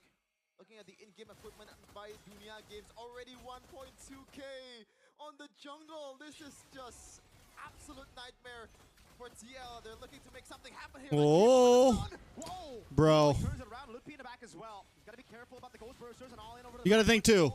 Kyrie's not even there right now, bro. Responded over by They do get the tower, but still. Yep, it's a trade. At this point, they want to take any trade that they can take, even though it's an equal one. It's gonna favor towards the losing team. They're still gonna stack up on the stacks coming in from Kyo, though. If Onic wins this, might be a 3-0. If Onic wins this, it might be a 3-0. Would be. He can just open the bushes anytime that he wants to. Already some EXP leads on towards around Keyboy again. On the Badang, on the momentum heroes, you always can count on this guy to make the play. Wow. First item secured, finally, by Fabian. I don't know, Sheffin. This arena, this Onic performance really is giving me those flashbacks of the mighty Onic of season 13, 12, 11, and 10. A bit too long. A bit too long, their reign, their dynasty. But it could be flashbacks or a rewind of what we saw before. Onic are really controlling every single point. Oh, Aran's chunked down, feather airstrike. Taking your Heskio force and regen slow push up top. This is beautiful from Onic. Yeah, all the while Onic, Kyrie is just farming. Yeah. He does not care about the team fights at all. Even right now, he has almost 4-level lead after this turtle against Fabian. But he wants to go for the steal. Did he get it? I think he did. And he gets the turtle. No, Sans gets a turtle. That's the Who key cares? in him. Oh my Who cares God. indeed? The GG's. got taken. Fabian is a 4. Sorry, guys. My mind is has drifted. That makes it only 3. And it's also kind of a stomp. Not much better. What? The thing is, Sheffin, this is what we were already discussing about in the drafts itself. I didn't like the Fermis pick because it forced them to just purely play for team fights. They went with the Granger, and then the Lucas was kind of like an obvious pick. They're stuck in this win con. They're stuck in One season prime TLID. Win a team fight up against a composition that scales better than you, that can deal that much damage. We're still in the early game. I don't even count this as mid game yet. Yeah, maybe they need to kite, but maybe a bit too late at this point. 5K, they're still chasing for that 1K gold difference per minute prime Onic that we used to see. And mind you, this is the stage that Onic got that 4-beat. Wow. Onic always remind that to me every time he went to sleep. Now, TLID, what do they do? That was the question that you asked to me, Miracle. Yeah. But at this point, they're just, waiting for a mistake coming from Onic. Oh, is it the best choice to go for? Oh, look at the damage. Picks up a kill. The Nether Realm was years too late. That's a phobias, my dude. Look at Main Kids. Even he's kind of cringing at that damage. Yeah, he's bracing for Onic in the next round already, it seems like. And it would be a tough matchup even for Geek Fam. TLID. Being on the back foot is an understatement. They're in the purgatory right now. Trying to climb back. Oh. Hell. Bro, what did I say? The Farza. There's nothing they can do against this right here. Onic reclimbing. Oh no, TLID girls look sad. They look sad. Why do they look so sad? That moniker might just come back to them with this kind of performance. Great Dragon Spear, 3rd item. That's how much you know he's snowballing, brother. Usually you go for maybe a Melfic gun, maybe sometimes a Win of Nature when you're behind. He goes for Back it up, boys. What did you predict this match as? Noru? Yep. Even he's using the sprint. Ken? He is confident. You predicted it as Onic. Get away from the danger. Kyrie using the Shadow Kill to kill the Lord. And You predicted this as TLID? using that GDS in the first game too in the 3rd item. So it's his style. Yeah. It's not just his style, it's There 7,000 was gold in 8 minutes. Good point. Oh, this is a 5-level lead. Lucas, he's not... The Naruto in MLBB isn't the Naruto in the anime, He scales in the anime. He can always just talk himself out of bad situations. Nah, this is not the Shippuden Naruto, which is why he's losing to Kakashi. Bro, this ain't even the OG Naruto. This is kindergarten Naruto, Yeah. Like when This you is go to kindergarten. school, these are the bullies in school. Shout out to Hiruzen, the best Hokage of all time. Oh. Ew. Onic taking control of the mid lane. Tier 2. They have... See, their clear isn't even good. Oh! Nether Realm already baited with a flicker up from Kyo. They don't even have the best wave clear. Their wave clear is kind of mid. No, it's kind of bad. And Sans will have the feathered airstrike anytime soon. This is just absolute disastrous. Absolute domination coming in from Onic. 9K already in 10 minutes. Not quite. Yeah, 1K per GG's. minute that we're used to seeing, but Catch you later. they can take the turret actually in the top lane here. They have the wave. Uh-oh, Keyboys over the plane. Oh. Pins him down. That's going to be the guiding win. Anderson with the eagle. Fabian finds a Severo does go down. mistake from Onic. Playing it way Good turnaround. There you go, boys. Little something. damage for them to respect. Oh, God. It's disgusting. Kyrie. They're still going crazy, Kai. It's disgusting. Still has the quad shadow. Didn't want to go for it around. He went for it, but didn't get the kill. Kyrie's going to shadow in. Savero goes down first, mind you. And they still Oh, Lord. came out in an equal position. It's because the damage is still on Kai and Sans. They are just so far ahead that Yeah, even Severo's not even the big damage dealer right now. you've already technically wasted all your resources to get those 2 picks. They should have just been happy with the 2 picks and went back. There's no bounty. This is what's so frustrating for TLID. Even if they get a good team fight now, the good team fight they're looking for is a wipeout. Yep. There are no bounties. They can slowly but surely come back into the game, but it'll be a very, very slow game. Onic got a hand. If TLID wants to win, the objective is just wait for an Onic mistake, which is, at this point, it rarely happens. It just happened just now with Savero. Kyrie also partial builds the Trying to take the turret, but rose gold. bank on that Gets a little bit of survivability from it. It's not a cup level tournament. This is MPL ID, the highest stage. Looking at the items though, Was it to go endless battle here? For, Endless? He's going yeah, for endless, right? and the Rose magic gold. plate. So there's a bit of respect there from Kai, even though he is snowballing the hell out of this Hayabusa. Yeah. I don't think it's respect. I think it's just smart play. Earlier, right? When he went it just because of a single guy. He can just hang out a bit The longer. Realm Pump comes out. The flickers. They're just getting away from a single Kakashi. You know what's crazy is the Shadow Kill could be used as bait to take away the Netherrealm. And they still have the resource. They'll still have... Sans is the split pusher here. Oh my lord. What? Gila indeed. What the burb doing? The Farsa, the bird, is down below, forcing TLID to rotate, giving the Bro. control full prio over to Onic. Whoa. High with the open on the bush. Fabian. Right Good, there. It's good always shadows, on the board. bro. Farsa slow pushing down below. They gotta concede this one. There's no chance. TLID contest full neutral objective control. Look at Loop. Look at Keyboy. Keyboy, by the way. I think he's been the Shout out to like, Keyboy. I guess unsung hero of Onic because he's been doing his best with the fist crack and also the walls, just trapping everyone in his place. Kyo, I'm curious to see the economic position or status of this Granger compared to the Aerothel, because look at the levels right now. It's already 2 on this 2 gold laner, and they almost take Bro, this look without at even a Sans, single bro. Turret taker in Savera or Kyrie in the bottom lane, and they're gonna take it with the Tower Lord drops on coming bot in side. bottom lane. Free from the mini waves. Mid lane siege coming down as well. Wave up top dealt with by TLID as they grouped up earlier. Savero slowly but surely. Aaron, don't do it. Don't do it, bro. Don't do it.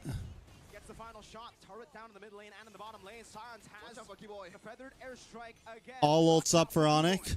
Yeah, the flicker is always there. He's All ults for TLID. moment, and it might happen in a few seconds. Kyrie's gonna bait out the Netherrealm. Good spacing from TLID, trying to deny that. Crazy Feathered play. airstrike. Goes for the pin down They get the right in tower. front. Aran. 3 Now they shots can back on off. the side. The circling eagle. Fabian brought back Fabian in the backside. Keyboy. Oh my lord! Baited him. Ludpi in the back. Mounts You, Aran. what were they thinking? I mean, it looked good. It looked good, The shadow kill, mind you. bro. Dealt with. Ludpi walks up. We'll have to respect the damage. Savero on the case. He just got stiff armed so fucking hard. They do it. Sans still circling. And they go. Sans! The crane up. And it is over. We gotta go back to that one. Hold on, bro. Onic, a stompy We gotta go back to that one, bro. in a row. Bert on the but look, come down as arrow big. Eagle Fabian boy goes over the pin down right. Look at this, bro. 3 shots. He jumps. He gets the circling eagle on a Kyrie. Decides to dash up top towards Severo. Fabian follows. The circling eagle Fabian brought back. He thinks he's good. Keyboy, fist crack, boom. You're all dead, bro. You're all dead, bro. Wow. Wow. But now it's gonna be Kai, who still has the shadow kill, mind you. Netherrealm dealt with. Ludpi walks up. We'll have to respect the damage. Savero on the case, on the base. Kyrie goes in with a quad shadow. Can they do it? Sans still circling. And they go! Keyboy! The clean up. And it is over 2-0 for Onic. A stompy stomp. 2 games in a row. Yikes. Yikes is right. What the hell is this team, man? Are we seeing again the prime? Bro, can we talk about that banner, bro? Outplaying St. Lucas. And panelists, there's a lot to break down. Go for it. Welcome back to the panelists, Des, boys and girls. Game number 2.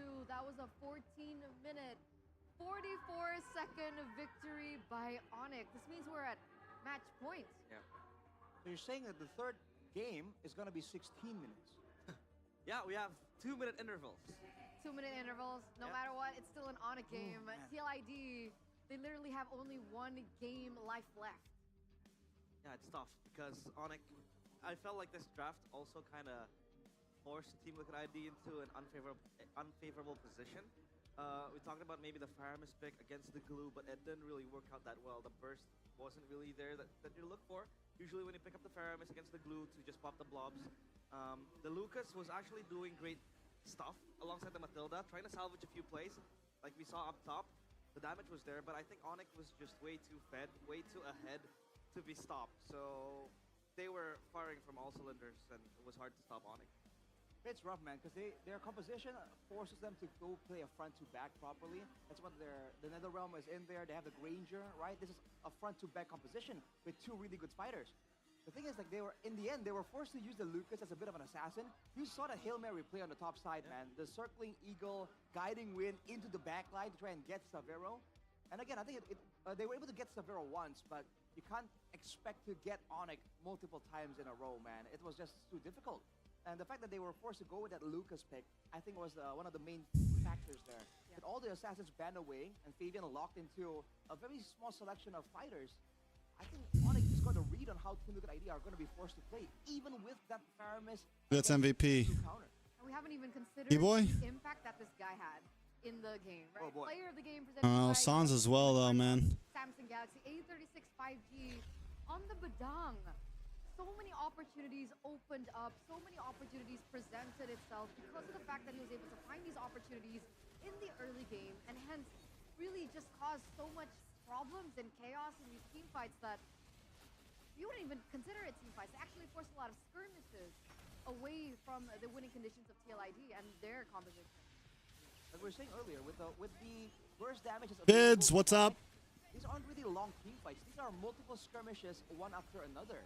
Every time Onic pull the trigger and go for a play, the Feather Airstrike, the Shadow Kill, that's enough to kind of at least, if not get a kill, get one of the members of Team Liquid ID out of the picture already.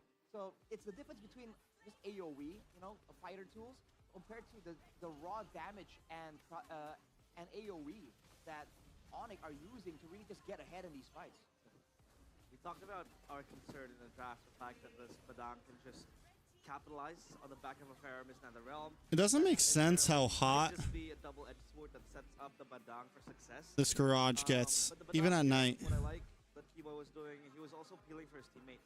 Have we heard anything about Helps them to then have we follow heard up. anything about Saw that, right? Sans just following up on the back of a 2-man, 3-man fist break into a fist crack, and then Kyrie just jumping in with a shadow kill as well. So everything was just symphonious for Onic. anything about SAUL recently, like when they're actually gonna go to Far back, waiting for a moment to what's it called? just jump and pounce in with the Lucas and the Matilda. Yeah. Like if they're gonna go boot camp and like I heard that they're gonna go boot camp but win and et cetera, et cetera. It was hard for them to really win out on the team fights. Here's the thing. The composition that TLID brought had like a really small window of winning conditions. Bringing a Lucas means that you really need to have to be able to dominate the early 2 game. weeks. So even if, let's say, we're utilizing that argument that they have to stave off the pressure from Onic in the early game, that's not really how a Lucas works. Look at the disparity of gold right now between Fabian and Kyrie. That's a 5,000 gold difference, 6,000 rather. 6,000. And that was a 5 EXP XP gap. I think this is gonna be a sweep, boys. So in what world would TLID be able to come back from this? Considering even in the late game, what do they have to show for, right? That's Granger that they're utilizing, who has no stacks. And maybe the Faramis with the passive, right? You can kind of come back a bit faster, you know, cycle the death timers in a bit of a cheesy way.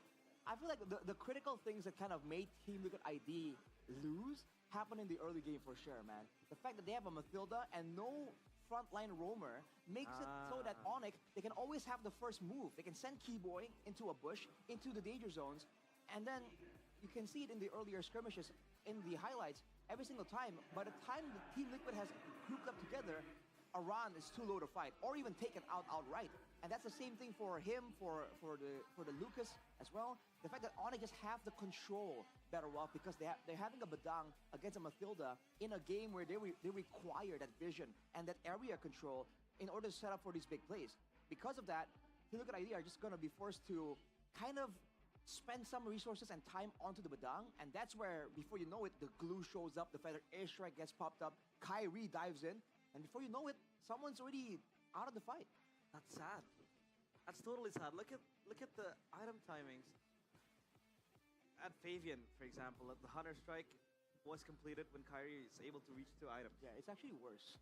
In previous game, like the War Axe was completed, the second item was completed like at 9 minutes, somewhere there. 8, 9. It's even later now, man. Because again, the Lucas needs to be snowballing, but Team Liquid ID were unable to get circumstances where the Lucas has like a target-rich environment to really, you know, start snowballing, get some kills on the board. Yeah, because to be honest, Lucas kind of falls out of relevance in the late game.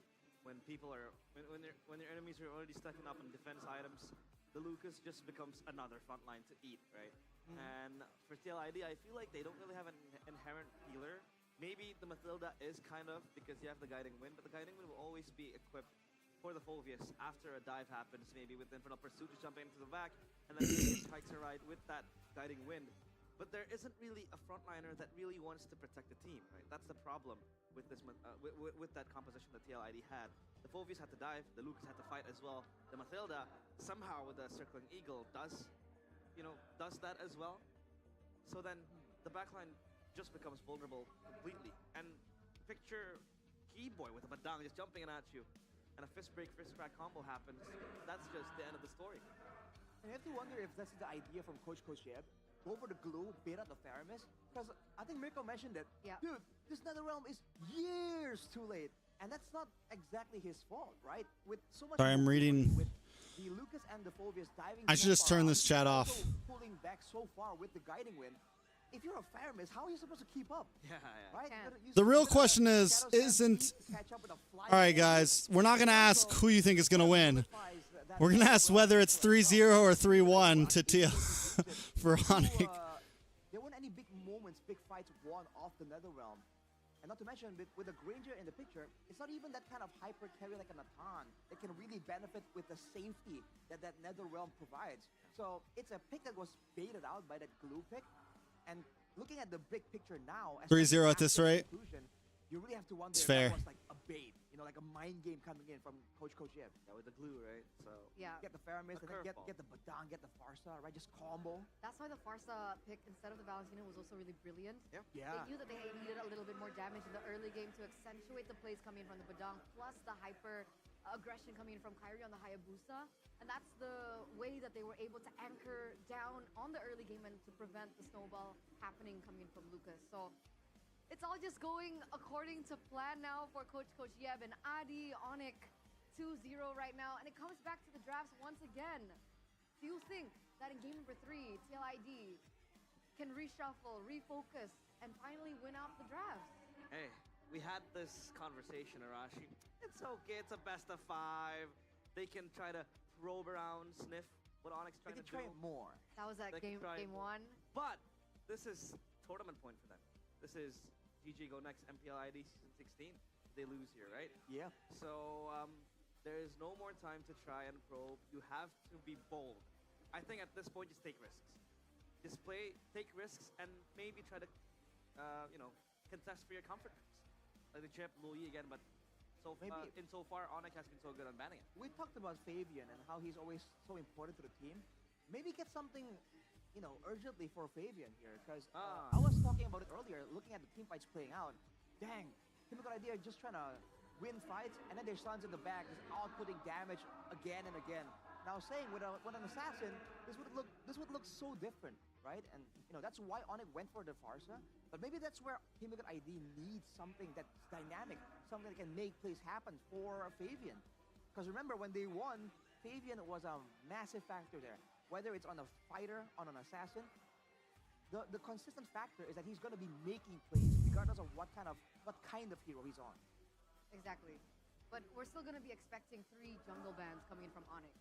And the 3 jungle bands are the bands that Fabian is accustomed to, versed with, right? Joy always taken away, Ling, no chance. The Fanny perma ban. Hayabusa picked up by themselves, So what really is the solution here for TLID now?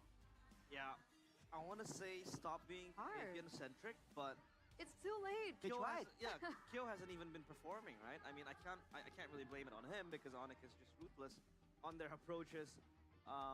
But yeah, trying to really champion a Fabian-sided game would be fine. I guess we'll think about it for just a bit. All right, I should stop texting to the group chat. To see what's going on up on stage. I'm just ignoring you guys right now. Oh God, we gotta go to. Oh my Lord. What can we watch while we're waiting? Anything cool with Esa Jamar lately? Did I spell it wrong?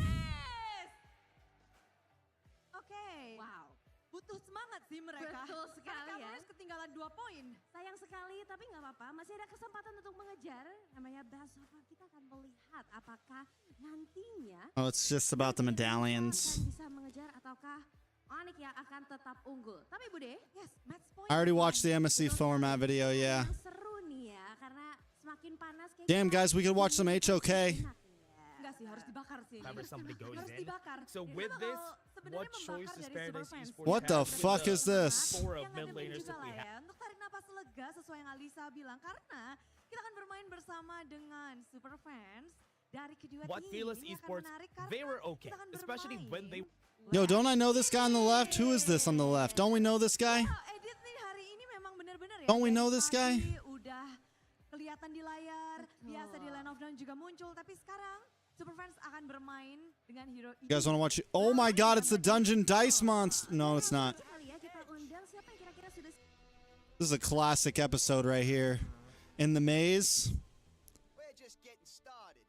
We're just getting started. All right, enough of this before I get copyrighted. Sorry. Cavalries dari layar nggak? Dari aura sih. Oh dari dulu benar-benar. Berarti dari dulu. Tetap semangat dong walaupun kondisi seperti ini. Kasih sebenarnya Bude, tapi ya. Yaudah yuk pulang yuk pulang. Now I'm getting all these like cartoon. Oke masih semangat, masih dong. masih Masih. membara? Jangan mau kalah yang udah nyetak 2 poin nih. Halo, namanya siapa? Namanya Bay, Bud. Namanya kamu Sonic nih. Sonic, Bud. Oke, Sonicnya udah dari kapan nih? Dari season 13. Wow. Baru, pemain baru. Tahun lalu. Tahun lalu. Gak apa-apa, tapi kita bisa Dave's really melihat pumping out the bahwa content. Onic sudah membuktikan dan kita akan melihat nanti di match point. Tapi sebelumnya kita mau ngajak kalian bermain Whack Edit. Play Reddit, play Reddit. Play Reddit. Wih, makin panas. Caranya gampang banget, kalian pasti bingung, nggak mungkin ya. Gimana cara edit-edit nih? Ini dia cara untuk bermain back edit. Langsung aja ini kalian bisa bermain. Someone give me bersama-sama. something to watch, Kalian bro. akan Give me a video to watch. Gunakan sama-sama edit. Nanti akan saling bergantian untuk. Give me something good to watch, bro. attack. Jadi kalian tinggal gunakan skill 1, nggak boleh pakai battle spell. Nggak boleh pakai skill-skill lain, nggak boleh dash. Yang penting pakainya Earth Shatter aja. Siap Bude. Kalian mainnya akan bergantian ya, jadi satu kali langsung berganti dengan player berikutnya. Jadi hanya untuk satu kali, oke? Guild Arts versus August. Oke. That's lit. Pokoknya cuma 2 poin aja. Kalian cuma cari depan 2 poin. Tapi kalau misalnya, aduh nggak kena, berarti belum dapat poin. Gantian, turn lagi. Oke? Siapa nih yang mau mulai duluan? Pingsut, pingsut, pingsut. Gunting, batu, kertas, sweet. Gue. Oke, dari Sonic dulu nih ya, kita akan melihat apakah bisa langsung menggunakan editnya dengan tepat nih. Aduh kira-kira siapa nih yang menang? Cavalries? Is Masha meta now? Yeah, Masha's meta. Dari Bay, Sonic. Kita Langsung mulai ya. saja, kita akan mulai. 3, 2, 1, back ini. Langsung saja kita lihat. Bro, what the Ngumpet ya, kamu ngumpet ya. Berarti kamu ngumpet dulu ya dari Santo ya. Silakan ngumpet dulu. Kamu harus Basic is the most. I saw that video, I never watched it. ini dashnya, oke. Udah gagal. Gagal. Take turn, gantian. Gantian. Recall ya. Bentar, kata-katanya apa tuh? Kenapa tuh tadi nggak kena dia? All the time in MLBB. I only watched like someone like Hera, who was like the toxic king. He turned into a more mature player over the years, which I did a video for, by the way. Other players' dramas like cheating happen only once, and then they typically stop. But of course, there are some exceptions. Peter Bryce, aka Basic, is in the esports scene for around 6 years in MLBB and Peter before Bryce. AOV. He still keeps producing drama. While a couple years ago he had a dedicated fan base and a rising career, nowadays it looks a little bit less. Even his friends turn their backs against him. But I need to say his dramas did change for somewhat better. Before it was more serious topics, but now he is more like an idiot sandwich where people meme on him all the time. It's all Why are they smoking him so bad, bro? They're smoking my boy. also a video for the SEA region who wants to know what happened to Basic after the bootcamp drama. This is not the full story of his career, but more of a checklist of his bad actions throughout his career. See this as a how to Basic video. 2020 Basic left the US. to pursue a career in the Philippines. For people who don't know, he is Filipino, but his parents live in the US and has only relatives in PH. He originally joined Onic July 2nd because he joined Wait, late, so- he couldn't play in MPL. Hold on. Basic's originally from America?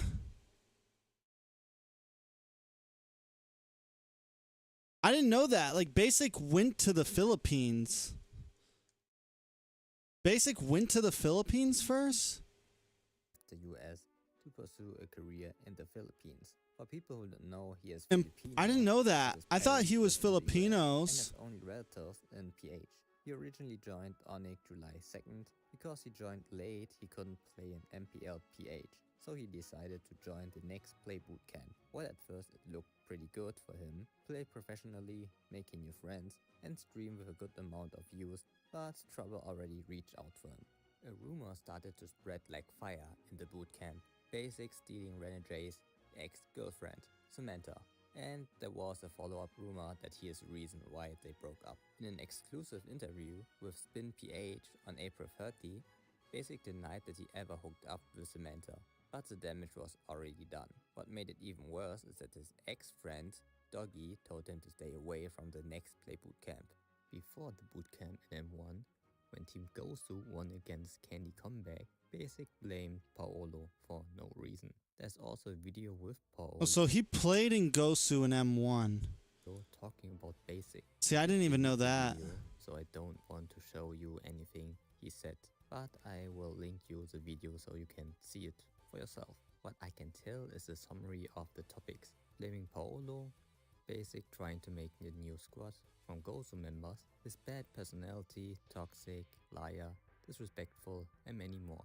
That, and combined with his run in U level, where basic behavior was criticized for a lot of things. He did not participate in practices, got accused of engaging in inappropriate relationships, involving a teammate's partner, overall put his personal matter over everything and everyone, and he denied everything like always. Because of that and future events, people started to call him Rhetoric God for his personality and outstanding skill to steal other people's girls. Despite being banned from the Ether House, Basic still intends to stay in the country and try to make things better. Until... Hey, it's Basic. I'm back. Bro, you know what so many people's downfall is? Let's be real here, guys. What so many people's downfall is? It's women, bro. Because, like, honestly, like, when you talk to Basic in person, he doesn't come off as a bad dude. But sometimes, like, there's also been times where I'll see him, like, there's times that he would come to grand finals and stuff, like when we were in grand finals person, and he'd have a girl with him, and he would just be, like, completely different. Like, he'd just be sitting next to his girl the whole time and not really talking with everybody, not fucking doing it. Like, I don't know, man.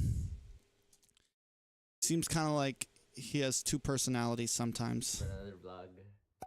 A day in a life in US.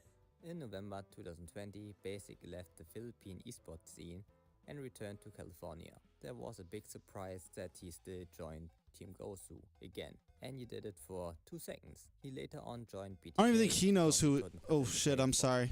I don't even think he knows who he is sometimes, bro.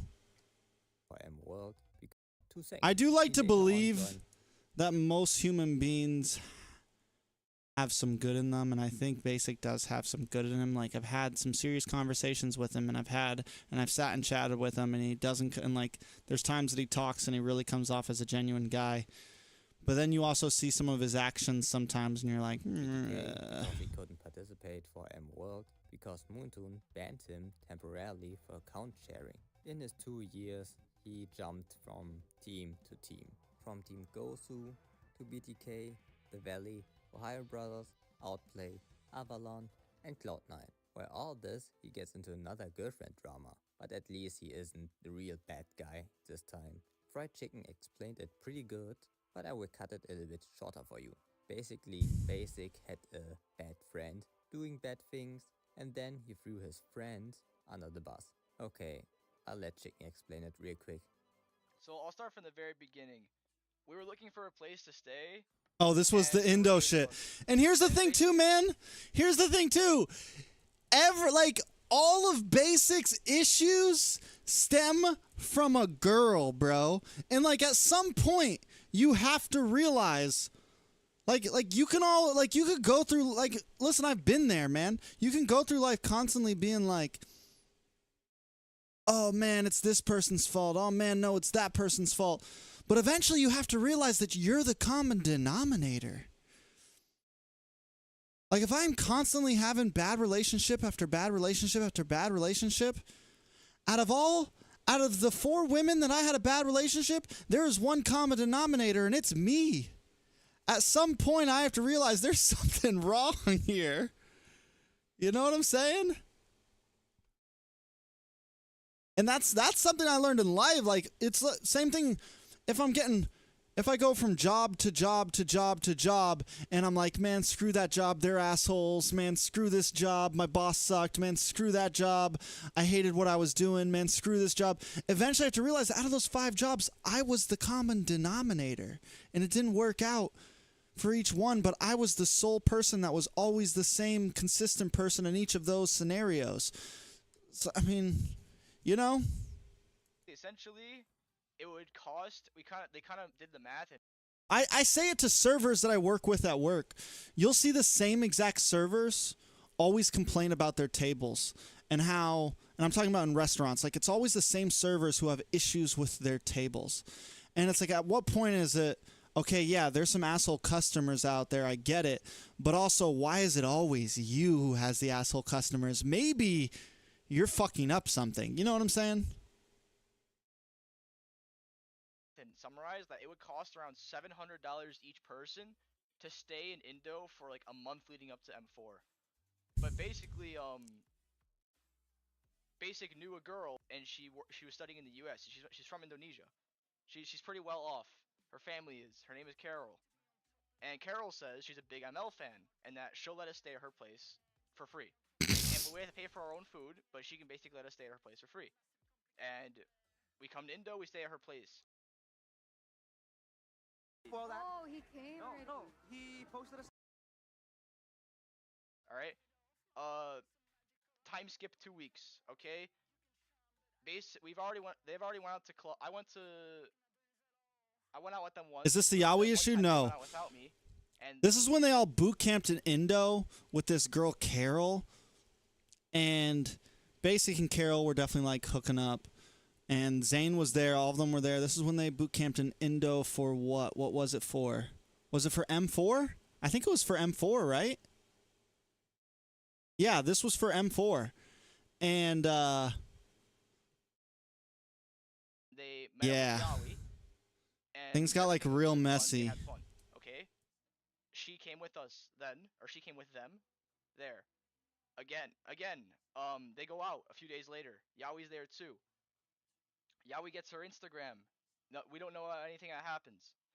Fast forward a few days later, Carol messages Basic that Yaoi has been messaging her in DMs for the past 3 days, trying to get her to Oh yeah. She even asked him, "Don't you have a girlfriend?" all over your Instagram. Carol asked him that, and he said, "No, that's not my girlfriend. I don't know what you're talking about." By the way, all these screenshots, Peter Bryce Facebook. You can go look it up. It has all around 300k likes now. Look up Peter Bryce. It'll be the #1 post. Basically, Yaoi denied having a girlfriend, even though half his Instagram was covered in his pictures of his girlfriend. And then she still said no, but after a few days, she didn't so Basic because like, bro, I'm not gonna show someone right away.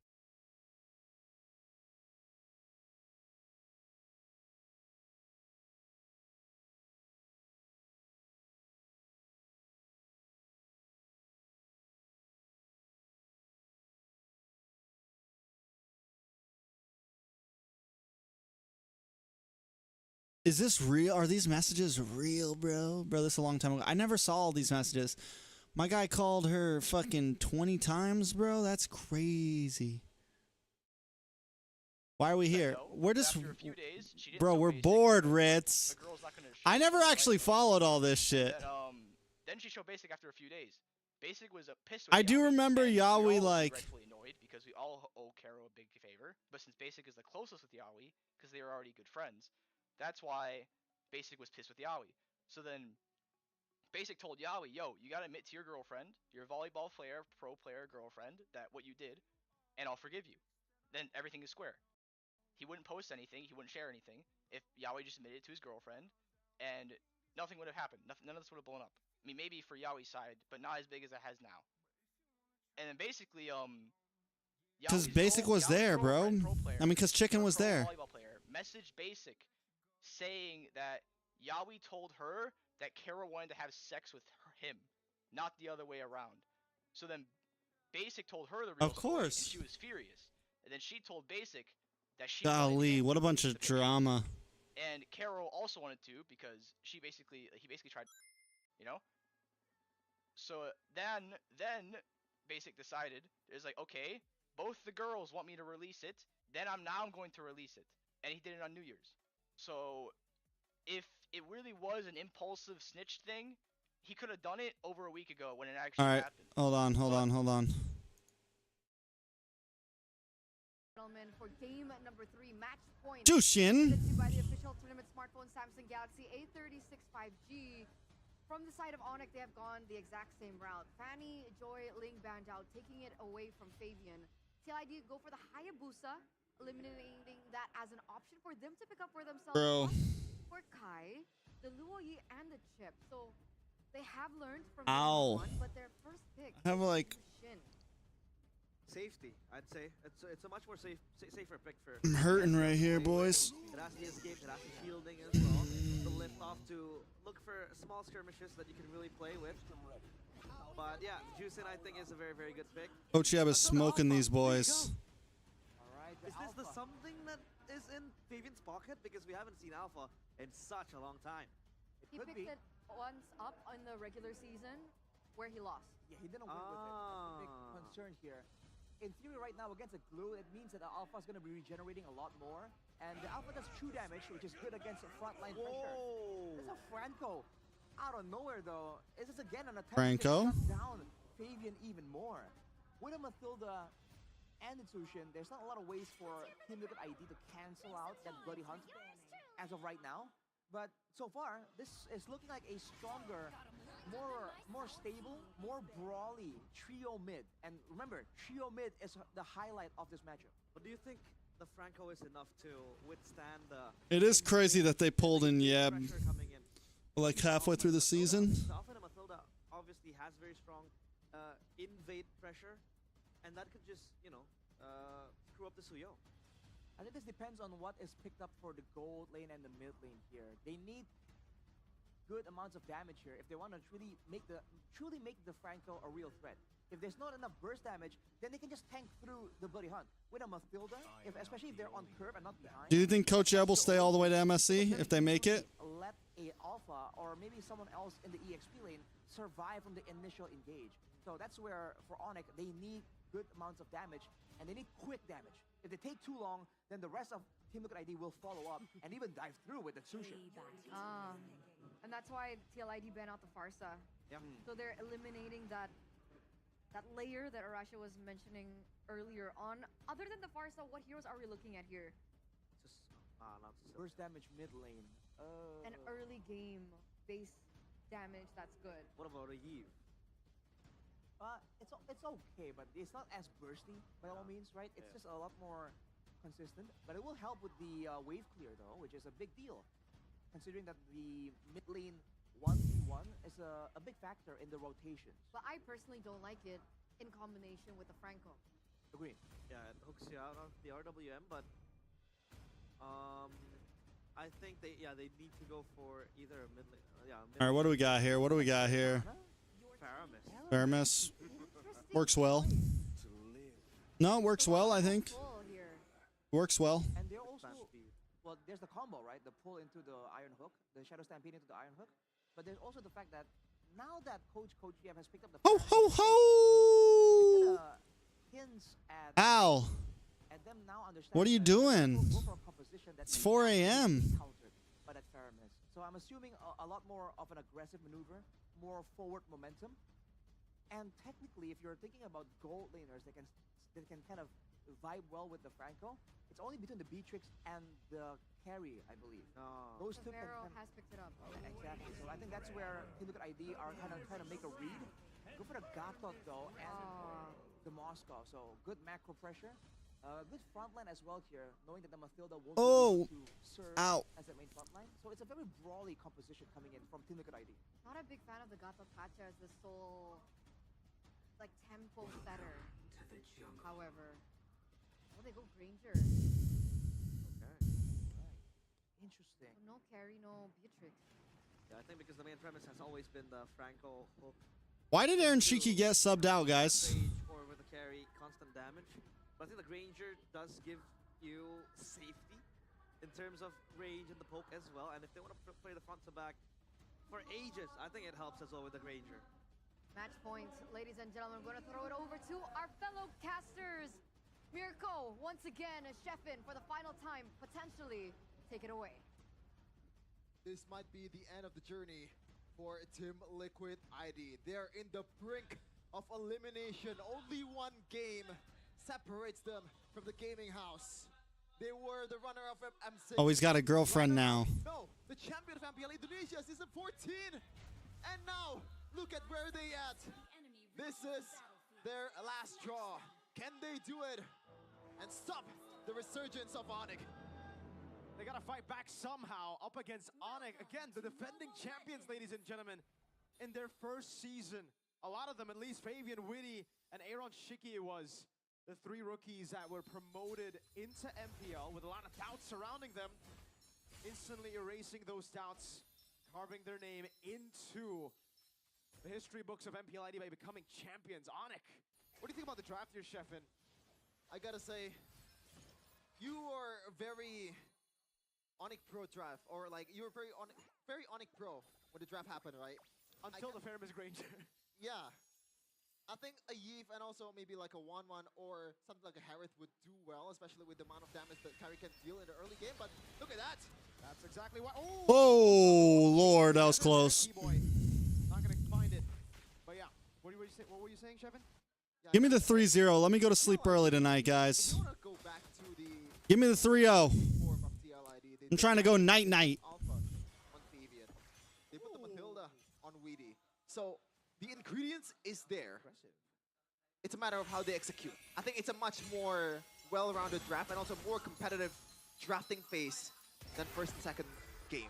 I agree. This isn't a complete shout-out on the drafts, unlike what we saw in Game 1 and Game 2. Despite the first pick Juice In, that I was already... I'm a hater. I'm a hater for the Juice In first pick. Not a big fan of that pick anymore, at least not the first pick. Yeah, it's not good first. Control in the bush, waiting for an ambush to happen. You can see the win rates all throughout. 0 and 1 on the alpha. Bro, Sony, I am a cavalry, but I'm a PH cavalry. Just because I like TLPH doesn't mean I gotta like ID as well. I don't like. I mean, neither of these teams are my favorites, man. I don't. Now it's gonna be hard for. I just wanted good games.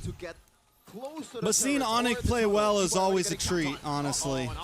Oh, yes, he'll pull back as well. Keyboy walking in front. Fabian able to pull out the retribution with the iron. Hook connects. Another round coming down as Kyrie gets caught. Oh!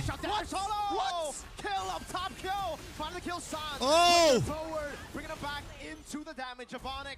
2-1, 2-1. TL got the turtle. Well, it's the same thing that happened in the first game.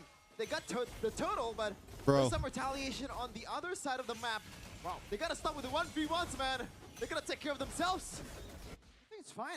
I'm curious as to how Kyo won that battle. Yeah. Granger should be the one with an advantage in the lane.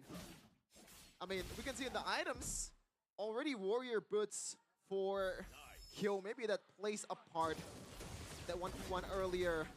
But yeah, curious to see what happened in the replay. Looking at the other items, My favorite though, team is nothing too TLPH, crazy bro. Just yet. A rapid boots for Keyboy. Oh, getting all in by Fabian, but he knows. He's gonna go for a Franco in the middle of a turret. This is looking more Let's put like it this the way. we have seen in the regular season. You know, not the If inconsistent BTK version, and but the normal TLPH form where they are actually able to fight. They're actually able to finally coordinate together. Unlike the last two games, but were in a somehow match against each Onic find other, themselves still 1,000 gold ahead with no it would be. objective. I would be This is heartbroken no matter what happened. Like if it was a pure- deciding match. What is it the Suyo? No, he's a level down. I've always said this. A sign I mean, of I always am elite gonna team pick is America. Like whatever when you're American team losing a goes to trade, or at least the international, trade is even, I'm always you see gonna the hope wave that they clear, do you see the well. pathing in the jungle.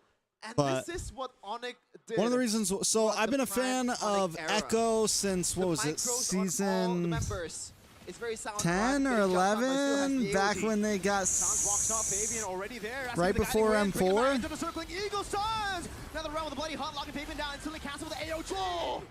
Look, P though, still chasing Fabian. Keyboy already low. with Kyrie Benny, just goes 40. back. Back when we saw Sanford playing a bunch of Or not, Lapu. Look, P. Taking a bit of damage, They were but just there's they were no just a kill PH. just That was yet around the time that I on their like chain, really on started their investing into watching other regions. San's so patient with the nether Not just like Echo, I thought man. He died before he could pop it in, but he gets it in time. Onic now with the great iron hook landing again, but it's only onto Aran who has the guiding win provided by Witty. Hold. Season 10, right? On the turtle. Lutpi walking up already. On Aran, mounting him up, bringing it back all the way to Savero. They got second place that season, right? Like they weren't the first place team, were they? Before M4? In deep waters. Getting jumped on by 4 people. It might be the end for Ludwig, this guy's. Keyboy though. The hook. Or did they win fell that into season? form, but he's gonna I get can't remember. It's been executed. so No! long. That was 3 years No ago. kills at all. Again. Wow. Yeah, they were holding second, their right? ground, they're They standing lost to their ground. Blacklist. The lead is gone. And then beat Two Blacklist turtles, you would expect TLID and to be the M4. ones holding that lead. A turret down below. And right to our lefts, ladies and gentlemen, me and Shepin's left, we got 2 legends who are streaming in the venue. I mean, literally 20 feet away from us, we can see them just yapping. For you guys out there, check out their stream if you're bored of us. Shepin, who do you think's better? Who do you think's better? You really gonna put me on the spot here? Hey, I'll answer too. If we're talking about peak, Anti-Mage. Anti-Mage. Overall, or 7? Anti-Mage. Wow. Once an MSC winner. All right. To each their own. And to each their own also in audience prediction, 80% to 20% as expected. Going by what happened in the first 2 games. They got a streamer in the arena. What is this? Honestly, so many games do that nowadays. Understandable. I wish ML. I've been recommending them to do that for a while now, bro. I believe, and then we saw a big shift after that stomp in game 1, and now Onic are finally in a position where they're the ones forced to trade it out. How is it that they are still the ones leading? It's a turret, 2 turtles, and it's a gold lead for Onic. I think it's the fact that Kai is much more dynamic than Fabian. Because Fabian, he kind of have to rely on Witty to be able to get around the map, and he's been doing that. That's what's supposed to happen, and that is their game plan. But Kyrie can clear the lane on his own, can just farm on his own, and make a play on his own.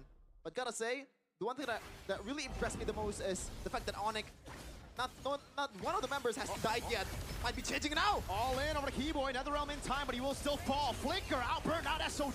Oh. Joining the fight, Savero with a few good shots. Great revitalize to keep him alive. Aran and the rest of the team. Kai will give away the turtle and just, oh man, he's wiped the entire bottom side jungle. Free real estate for Kyrie, even the orange buff as well. The one thing that makes Onic special in their prime era, they let go of the things that they're not gonna take care of or have the disadvantage. Honestly, but yeah, so disadvantage in objective battle, especially after my very getting first jumped on. international that I casted, M4, Echo 1. I got their varsity jacket. I got it signed by them on the stage. Like they've just, I don't know. Begins and make it a 4v5. All right, we gotta think about this though. They just hold a If place they in my had a heart. leave in the mid lane, That's this why is Team the Liquid play style PH that I is my. expected. They would just play it slow, give away. It all few just neutral worked objectives, out. Maybe actually be able to contest Turtle 3. With this composition, Back in the day when Benny playing Cutie it was safe pulling like off this, crazy trading back across doors all the board time. means that they're going to be scaling for mid. I believe TLID have the better mid game. Yeah. And late game with Moscow? With a monstrous Brody, Right? his I was gonna carry say, in with a long M4. mid God pressure damn, that they bro. can definitely utilize, and Kyo hasn't died just yet, even winning on a 1v1 against Savero on his own. 500 though, this is not a lead that's really safe at all in Mpl Indonesia. I wonder how many lead changes, at least 2 so far in this game on the economy. And Onic, look at the bushes miracle. This is what having an Alpha and a Matilda gives you. I really like the fact that they're going back to their form in Season 14. This is their bread and butter. Just So that makes sense. hold Like, the bush, Being a fan of Carl Teasy and him coming over. Your map or like the advantage. I fuck with Carl Teasy. I think he's one of the. I think he is debatedly the best player in the world. But not gonna land.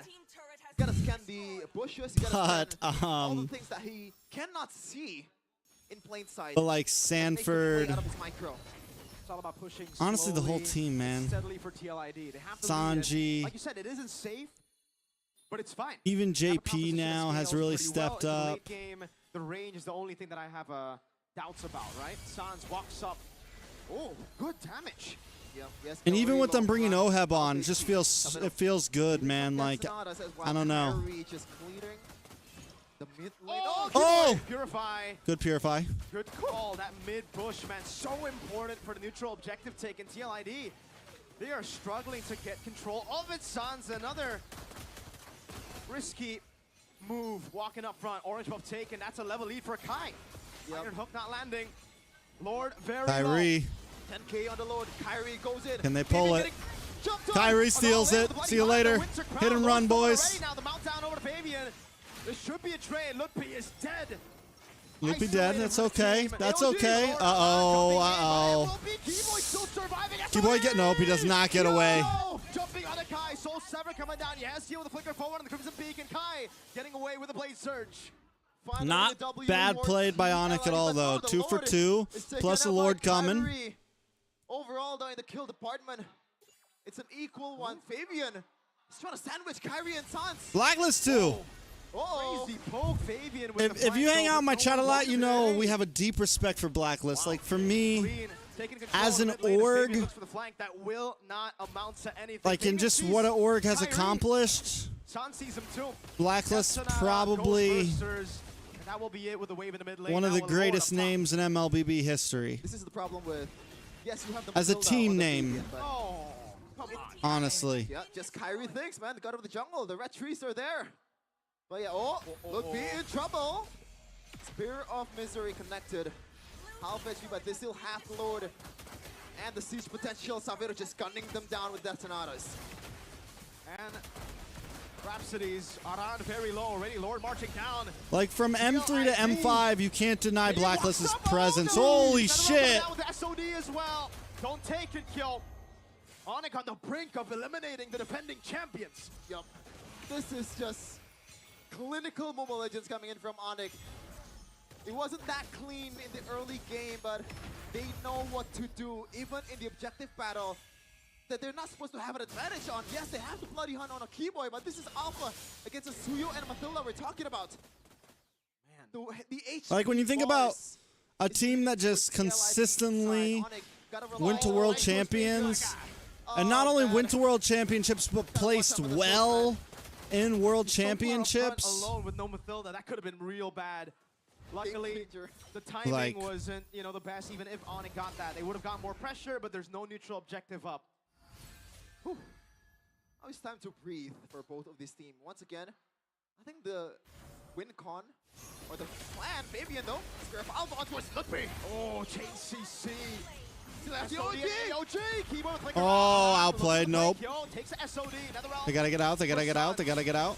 To escape. 28 seconds for Lord. Lutpi, 20 seconds to respawn. You gotta find a way for Lutpi to be able to check the bushes a bit safely. Maybe just a blind hook from Keyboy just to clear the bushes so that Lutpi did not get engaged on, just like what happened earlier. TLID, they're 5 men strong, but can they make a use of this advantage that they have right now? 4 seconds towards the Lord. Lutpi is already up on a respawn time. Full control. Look at the piercing damage from Q2. Keyboy looking for the hook. TLID on the Lord with a slow push down below. I gotta wait for Ron to back away. Or maybe just heals up with Weedy's photo. That's something they can do, but it's already half HP. So that's something that Savero might be looking forward to burst, especially with the Sky Piercer. The wave is good for Onic. In the bottom lane, great. Zoom in into the map. You can see again how they're managing the waves. Kyrie notices it is building towards a slow push for them, so that's why he rotates without hitting the wave. Onic controlling the neutral objective. Moskov seen down below. Onic, are they gonna make the shot, the call? They're still healthy. This is on the hook is Keyboy. Tier 2 for free. Lord Dance in favor Keo. of TL. Moskov still in the Someone's got to go back. And clearing it up, shoving the wave in. No, that was a bad play by Kyrie. The Lord Ludwig getting jumped, knocked up into the air by the Lord. Onic is confused. They don't know what to do. Taken out again, bloody hard. Oh no, he's on base. He's on base. He's on base. What? Oh my lord! What was? That could not have been worse. TLID. What was Onic thinking, They bro? just handed the W on a silver platter to Keo. What was that play, bro? Prime Onic that we're talking about before the game starts. But what the hell was that? That is a stinker. Oh, I gotta agree with you, Shepin. I'm not a fan of the Fairness Granger, but it What the wasn't because of the Fairness fuck Granger just happened, bro? lost the game. It was Kyrie canceled the recall, but why? Who made the team? Kyrie did too. Holding on to Skov still in the bottom lane, farming, and Lord Dance in. Okay, look. So they know the split push is coming. Tier 2 for free. Kyrie and Keyboy start to head that way. Like, okay, we're gonna go try to catch him. Of TL. Fabian starts to rush Lord. Moskov still in the Keyboy decides, no, I'm gonna stay. bottom lane, farming. And No vision at this point that Kyrie decides to turn around. They don't have vision on Keo. clearing it up, shoving the way. Now they have vision on Keo again.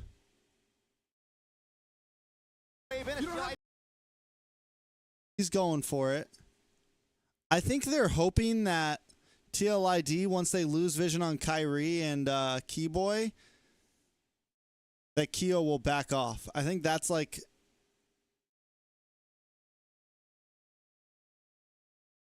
Sorry, guys. Let me make my camera smaller. You're holding on to it. What? Look, Kyrie thinks about the recall here. They're still going for the Lord. Ludwig getting Kyrie cancels recall. jump. Sans goes for recall here. Lord. Face turner taken out again, bloody hard. Oh.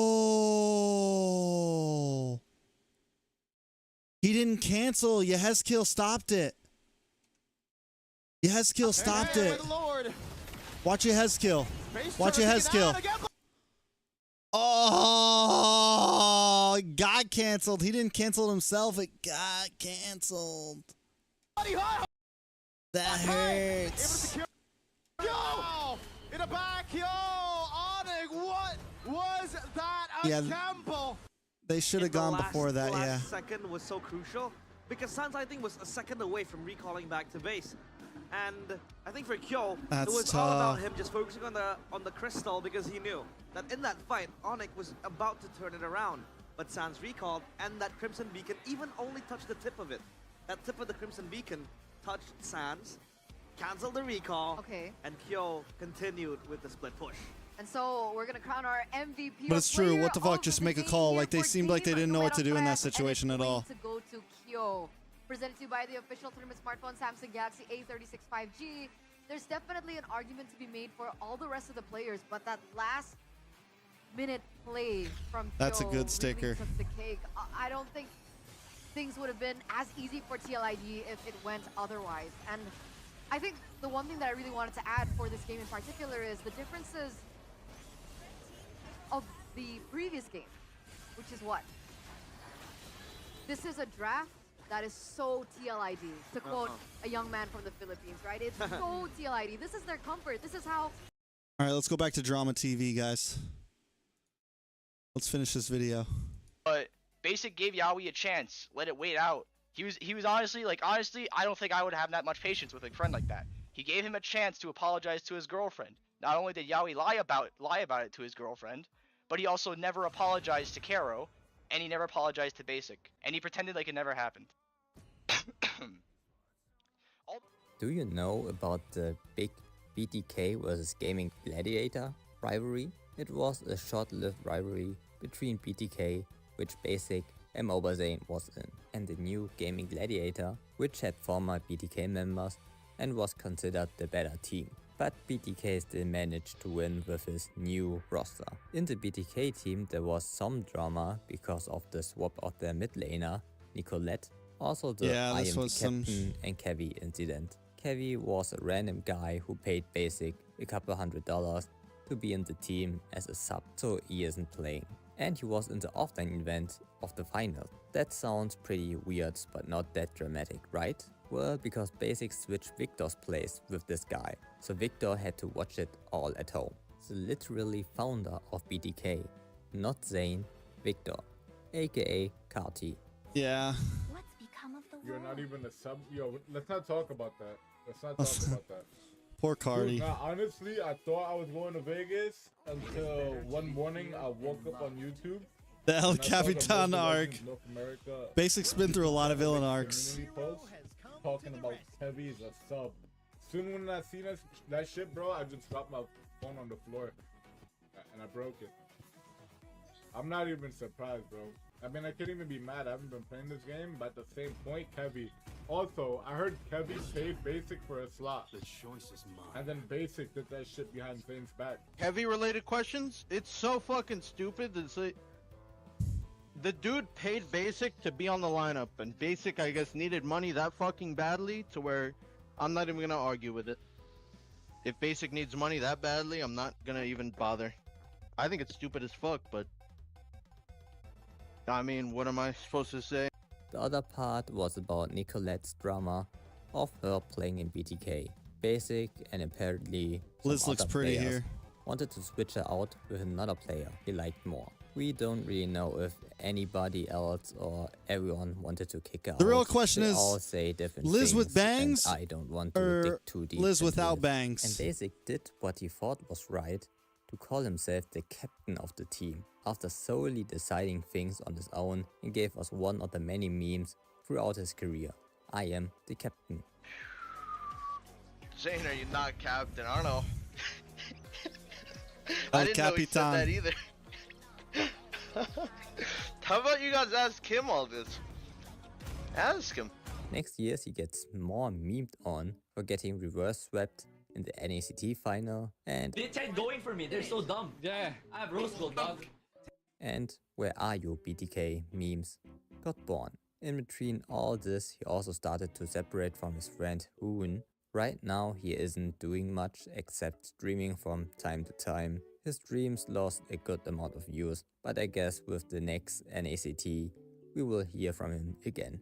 Is there anyone else you maybe think should be the most hated player in MLBB? Well, let me know. And that's it. If you enjoyed it, then like and subscribe, and I will see you in my next video. Bye.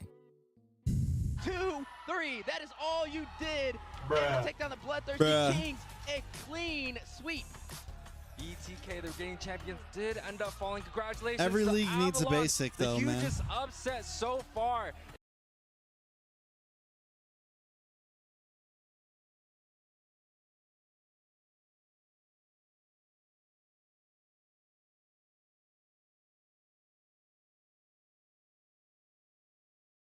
My guy's been pushing videos out, bro, and he's only got... Bro, BixML deserves a sub. Look how many videos he's pushed out, bro. It's crazy how he, like, and it's not like his content's bad, bro.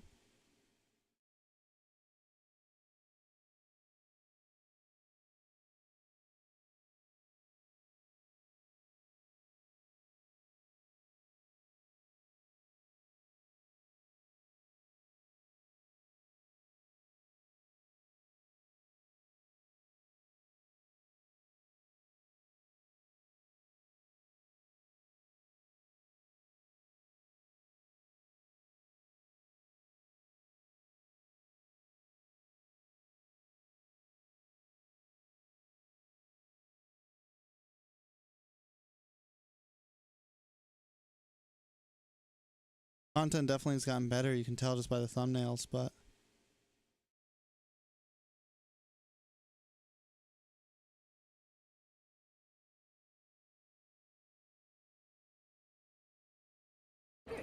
Yeah, he is. I don't mind. Look, it's me. Nobody's calling you Hiko. Who called you Hiko? Yo, TREX just has beef with DJY. Yeah, Arashi, the king of L takes, called you Hiko. That's who you're getting your sources from. What? Huh? Hiko. So he is the guy who says he looks like Hiko. Oh my god, bro. TREX disagrees. What? Don't compare DJY to Hiko, bro. Hiko's an amazing player, a handsome young lad, an aspiring talent. Whoa. Whoa, TREX. DJY is a clipper, bro. Why is an aspiring? Why was I smoking him so bad, bro? What did DJY do to me that day, bro? What did DJY do to me that day, bro? Don't compare DJY to Hiko, bro. Hiko's an amazing player, a handsome young lad, an aspiring talent. Whoa, TREX. DJY is a clipper, bro. Why is an aspiring talent? Yo, bro. An old man, and he is not talented. It's what TREX is saying. That's what TREX is saying. Damn. Bro, someone banned TREX. This guy hated, bro. This guy a hater, bro. What are you yapping right now? Guys. Why are you throwing shots at him, TREX? Yeah. Am I yapping or am I spitting facts? Let me know in the chat. Bullied. Someone said DJ bullied, bro. DJ bullied. Why are you throwing shots at him? Bro. Nah, cause like ShoutCaster hates me, bro. Secretly, I know they secretly.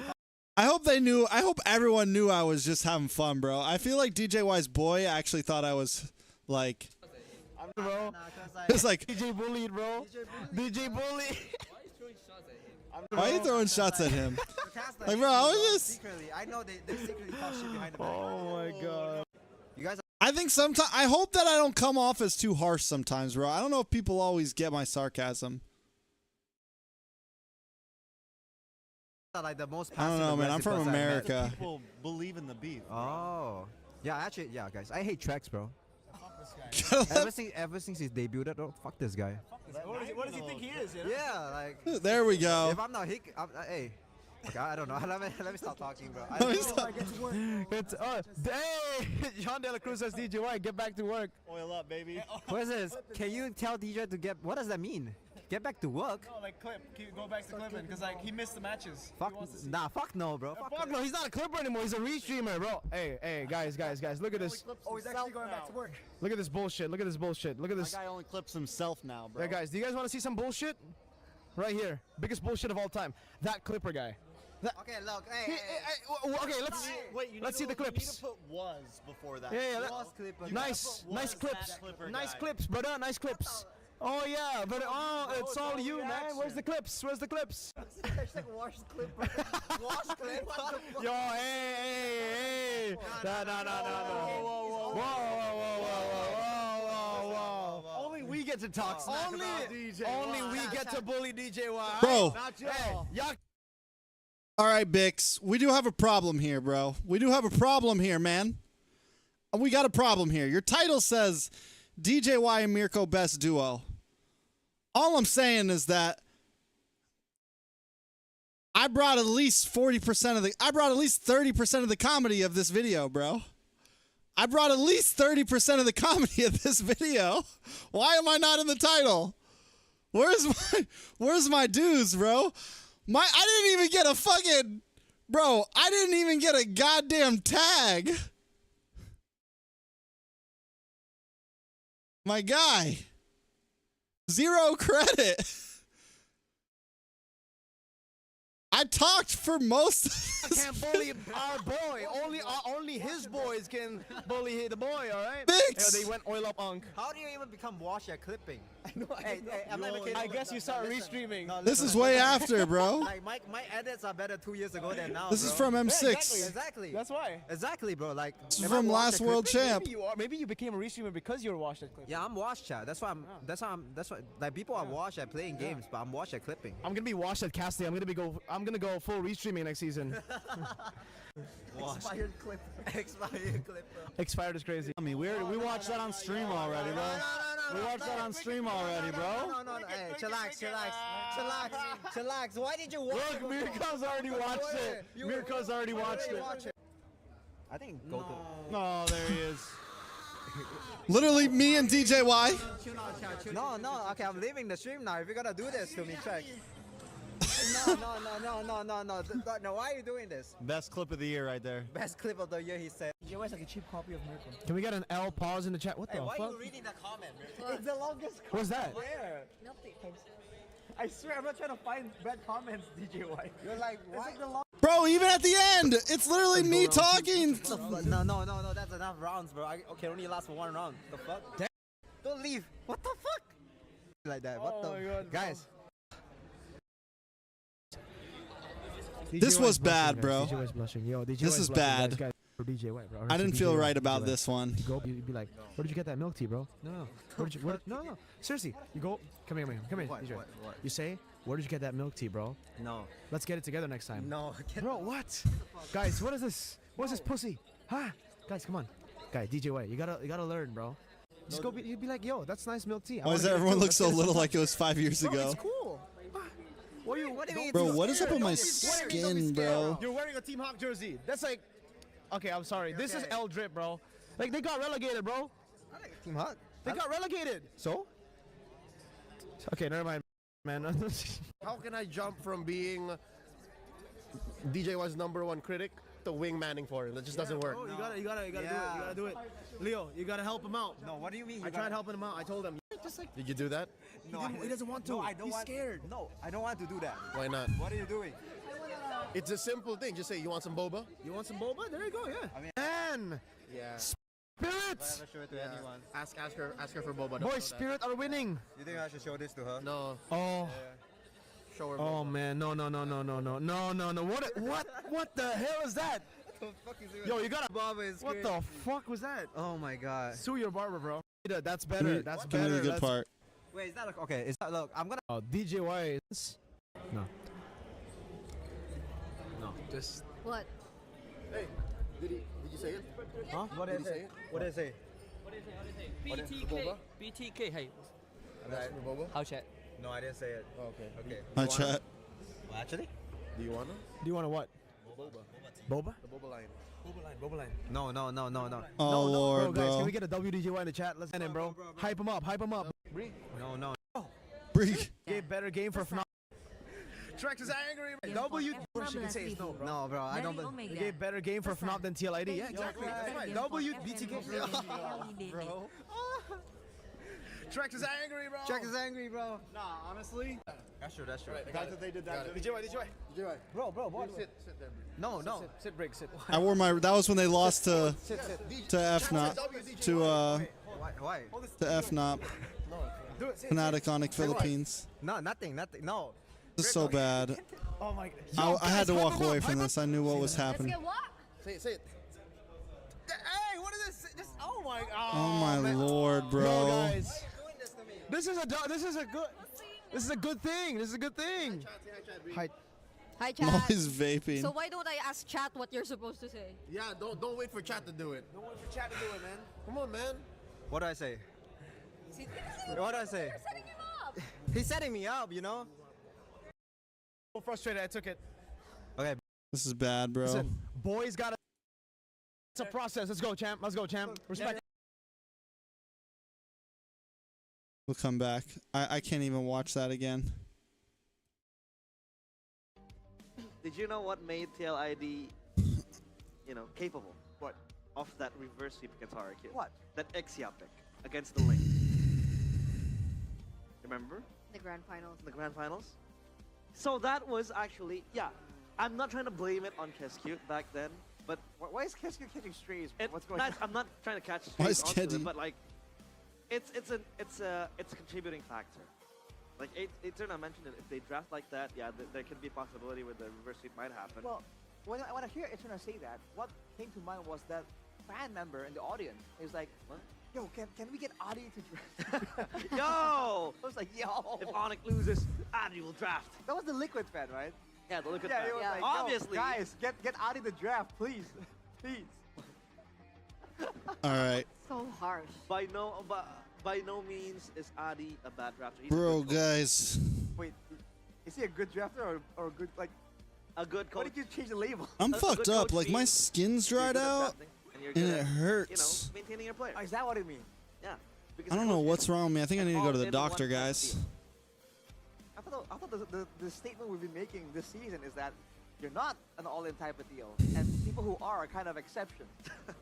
Like Coach Yeb. Coach Yeb. That's why there was a role in the league called the drafter. Remember? Ah. You're saying those coaches are just not competent? Nah, I'm not trying to say that, but you know. I'm trying to put words in your mouth. It's okay. It's okay. We have our own, you know, subjective definitions of what good and bad is. Subjective. It's a morality. And he makes a valuable argument, a valid argument. Valuable argument. It is a valuable argument because real life is valuable. Really? All right? You think I am valuable? You are. You think so? I do. Wow, that's the first time I've heard a compliment in my life. You're a diamond in the rough, bro. Sad. This That is really sad. Okay. Speaking of rough, TLID now first pick selection, blue side. Back on blue side. All right. I think this works well for them because then it kind of allows them to actually get an extra ban because they don't have they're not forced to ban. Bro, why are you yawning, bro? Yeah. How that played out in game number 2. I really feel like first pick is the way to go for Team Liquid ID. Bro, we are, I'm surprised at Onic, you know. Oh, fuck. I'm surprised, but it's not. I really shouldn't be because Coach Yeb, I would think he wants to put Team Liquid ID in that spot to force. Bro, it's way past bedtime. But you know, reactive Coach Yeb always does well. Okay. I mean, Yeb is always able to read the room and kind of bait out the opposing team to draft into an unfavorable draft that they can play. Like, for example, in game number 1, the Kaja picked curveball as well. So TLID, I think they need to be wary and they need to keep their guard up because there's a possibility that these curveballs are you know, kept thrown at them. So, yeah, they have to be always ready to face all the possibilities of a Yeb masterclass, right? Right. The Yeb mind game, the Yeb puzzle, whatever you want to call it, man. Coach Yeb with the crazy decisions. But look at Onic now. Sounds at least looks a bit more serious. And Keyboy as well, with the pensive face. Was that a shock, man? Is the mental component here gonna give Team Liquid ID a bit of an edge? No. They were laughing earlier. They were. Kyrie was laughing. Just chill. We're trying to stir some drama up between. It's okay. But no. It's still Onic. I'm not having this. Don't curse my team. We're trying to make you more optimistic. Okay. It's just, you know, ever since the regular season, boys and girls, this curse has been a little bit too much. So we're getting to the drafts now for game number 4, presented to you by the official tournament smartphone Samsung Galaxy A36 5G. Yo! It's the exact same. Very similar to last time. The bands are the same. The Kalea, though. I don't work tomorrow, so we're good. It was Suyo and Glue in the previous game. It is now Farsa and Kalea. But I do have to be up early to take my daughter to school. The previous game was the Alpha coming out of nowhere for Fabian. Now Onic with that in mind. Well, I'll get a few hours. The Kalea for themselves. The Kalea that. If this game, if Onic doesn't win this game, they banded over. we might call it, and I'll just watch the rest from my bed. They kind of went for the Kalea ban. I really didn't plan on streaming tonight, but Thinking that Onic is gonna be. I saw that Indonesian playoffs were starting, so I thought I would at least jump on. Game number 1, they first pick. Team Liquid ID first pick it as well over the Chipoyi. So now with Onic having the Kalea potentially flex over to Lutpi or Keyboy, Team Liquid ID have to read into the intentions. Yeah, no more flex, right? Blue picked up in the first phase. We know exactly where things are going. But the same thing can be said for TLID. Onic learned from their mistake from that previous game, will not allow another split push possibility from occurring, so they ban out the Moskov here and now. It's a very strong pick as well for Kill. It hasn't been shown in the first 2 games, but game number 3 it was out there and it delivered for Kill. Now I really like TLID going back to basics. This is a bare bones TLID draft, right? We talk about TLID back in season 14. This is a draft that they like to play with. The Alpha Matilda and the Chusen just gives you so much defensive options if things go south for you. And now I think they need to supplement it with something even more damaging. I don't think. I think they need to traverse around. I don't think Onic should make the Joy there. Hilda, then it's no, because I guess then you gotta give but I think the Hilda Hayabusa. Kind of play the Farsa again. The burst down is there. The Kalea is also there to stop the Hilda, so that's not really an option. But I wish Aran might go back to the Hilda. I mean, without a strong gold laner to really threaten, shred down that Hilda, hey, I mean, there's a chance it can work right here, right? Against Onic, if they're only $80 relying for on a the Barca to Galactus secure the kill was onto the crazy. Hilda, we've seen it happen before. The Hilda will be able to actually take a lot of damage, and the main engage coming through from the Kalea as well. So there's a lot of things that depends here. For Onic, I think they might hide their gold lane for a bit later. I honestly think they might hide Kyrie's pick for later. I think that could be the big thing we're looking at for this particular game. X board is still an option for them to take. Even if, let's say, TLID go for something really oppressive in the early game like the Hilda, they do still have that option to fall onto.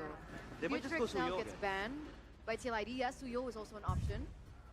Yeah, So your alpha used to be the staple Living matchup Bombs, good in morning, MPL sir. ID back in season 14, right? So yep, that could be an option. I don't think the Suyo was a mistake in the previous game, because I think it did its job pretty well. It was able to match up the clear speed of the Moscow in the segue as well. So Frederick Kyrie, if you want to pick up the possible. Suyo, still makes sense. Maybe just change the gold lane a bit. Maybe a Granger pickup. I am more than a weapon. Julian! Oh. Hello! Never mind! 0 picks, 0 everything, first time. I had a feeling the surprise would be in the jungle. Yeah. Because if the 3 first picks are readable, it's usually the jungle pick that gets flexed, or an insane pick gets picked up here, and Onic goes for it once again. Kaja in that first game, and now we're getting the Julian. Have we seen the Julian in this current meta? I don't think we have. We haven't, I think. If you saw the stats earlier, Across it was, regions? it was 0 across the board. MPL for hours. PH, MPL MY, SG. I think across regions. Let's throw that to Mr. International, Mr. Worldwide, Mr. Worldwide. All right, if the casters back at home are watching right now, maybe you guys can give us a heads up whether or not the Julian has been picked up. But we will see the next 2 picks coming in from TLID, and that is Julian has not Kaja. been Once again, picked, another and conflict I don't as think well PH or was picked in NA. I think this is a deny pick. At least not in Because they playoffs. don't want Onic to have the carry as well. The Kalea carry combo is actually very nice when you have the Tsunami Slam going in. Plus, the Beatrix has been banned by TLID. So now Onic is left with a unfavorable marksman to pick up. They're doubling down on the pick-off style here, but the main concern for Team Liquid idea right now is that the Farsa is going to be relatively safe. It's going to be the main problem. But for Onic, again, now in the gold lane, what do you want to put there? Because they banned away... 1-1 option, Irital option, Beatrix option. To the jungle. Rangers, though. Good old Ranger. Because they banned away the Moskov and Herod, right? That's why I thought that the gold lane is going to be showed first for Onic. Maybe the Granger again, though. So it's a bit of a similar style. But now with the Julian, I wonder what's the idea here. It is surprised that Kimmy's just like damage Julian. falling What are the back. options with this hero? I think it's going to be a gross early game here. Match point once again, ladies and gentlemen. Potentially the last game in this series. Can TLID come back? We're going to throw it over to our casters. A sign of life from the Cavalry. They took game number 3, not the cleanest one, but at this point, you take everything that Onic gives you. TLID, the hopes are not dying just yet. If they can force out a game 5. Yeah, we're momentum also would seeing be like on their no side. Basha. And they're sticking to the bread and butter with the draft. Game number 4 is underway in Jakarta International Velodrome. Here we go. Welcome to the land of Dawn, ladies and gentlemen. A reverse sweep, is that what you're saying, Shepin? If they win here, we're on track for a reverse sweep. Technically, not unheard of. We did just see in the Philippines, the sister org of TLPH, in their first match, they were able to reverse sweep Falcons. Yep. And not only that, throughout the first 2 days of MPLPH, it was a 20-match affair, or 20-game affair. Yeah, let's see if we can replicate it here in ID. Would be pretty fun playoffs if we do so. But this is the Kyrie Julian that we're used to seeing, even in season... when he joined, season 10? Yeah, season 11, when the playoffs was in International Velodrome, or 13? 13. He debuted it. Oh my lord! Talking about in the draft, Shepin. What? That's what the Julian is meant for. Insta-kill button when you have a Kalea with you. Now goes back in again. Purify already out. Enhanced chain with a knock-up. Just a bit of poke over to Kai. And by the way, those are almost two kills without I mean, assistance. Severo got That's pretty much solo kills. all of his what's it called off? Not Sonata, but the having a mind blank. He got all of his fucking first skill off, and then Julian got the combo off. So Very tough. yeah, that's a health bar worth of damage. A lot of emphasis on Purify. All of his literally every shot of the Rhapsody landed pretty much. No Purify though. Keyboy. Spear of Alpha. Also defensively. I mean, to be fair, Kyo might be another solo kill here for Savero. No Death Sonata just yet. Harry on the case, trying to chase Kyo. Can he do it? Looks like the answer is no. Okay. Rotation in the mid lane. Aran taken very low, has a guiding win. Already a hold on the turtle from Fabian. Luppi walking up. San's not level 4 just yet. Aran gonna be changed CC now as Luppi walks up as well. Spear of Alpha and Retribution on point. Keyway with the flicker out. AOG coming down. No, canceled out by Aran. And a guiding win, but he's brought back so far away. Yep, Luppi still alive, but TLID was able to utilize the fact that Kyrie was nowhere to be found on the turtle pit. And Fabian on the Alpha with the Mathilda as well, with the screening from Gatot Kacha Varan, surely will take down the turtle. 300 gold lead-ish from Onic. Pretty much the same thing that we've seen in game number 3. But here it's okay, right? Compared to the previous game, scaling was pretty good for TLID. Keyboy. Oh, Kalea. Oh my Hold on. Lord, deadly I think the combo. big difference here for Onic is they got the Kalea. Into an enhanced side feather, airstrike, and Death Sonatas. The reason why they pick Alpha, at least one of them, is the fact that Alpha is very sustainable. But when you have 4 guys ganging up on you, what can you do? Especially with the early game Julian that Carry brought out Aran. As the AOG, they're going to try their best to chain CC it. Again, chain already used. He's going to try to get the enhanced sword. Kai backs away. Discipline coming in from Onic. They could have actually committed on towards it, but surely they're going to pay kill though. Dodges away from Keyboy CC. Haskell taking a lot of beatings. Might be trouble. Flickers out to safety. Bro. Are the ones looking for scraps on the map here. Keyboy has the Tsunami Slime, is trying to get close. Walks up, Tsunami Slime. Oh my lord, bro. Fabian's having such a bad day right now. No full burst. Unfortunate. He was trying to bring back Fabian over the wall, but didn't get the CC that they need to be able to kill down this Alpha. Meanwhile, though, in the top lane, this is kind of as expected. A Granger and the carry. The range advantage is huge, and Savero making full use of it despite Kyo. Hasn't died just yet. Second objective coming in. Onic already has the advantage. Poke from Keyboy, taunt already, locking him down. Still Lantern placed on top of him. Sustained from Keyboy. Aran taken low. Ludwig, spread. This is the TLID we're used to seeing.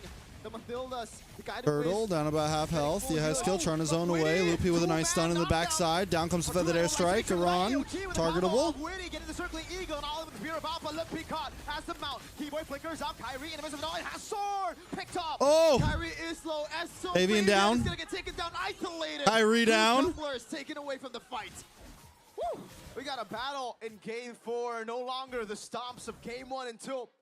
TLID are very slow starters, but seems like they've warmed up enough with the first 2 games. The fact that they recovered from 2 absolute beatdowns in the first 2 games is sort of impressive, because especially when you have a rookie like Kyo, surely that takes a toll on towards your mentality. And looking at the replay earlier, you can see the game of isolation between Kyrie and Fabian. These 2 are pretty much sustainable. 2 fighters just fighting it out to the front line. Oh, and sorry. It was a pretty beautiful trade from both. It's just so tough now for Onic because Let me shrink my camera. Siege going on up top. Good poke from Severo. Q's gotta be careful. Guiding win for sustain. Sans no for the airstrike. Really want to take this turret. Severo 1, 2. Oh, he goes with the Rhapsody. Risky play. 1v1. Kai versus Fabian, and has sword Fabian. Spear of Alpha. Oh! For the usurper. Oh, it's the god of the jungle in front of Fabian.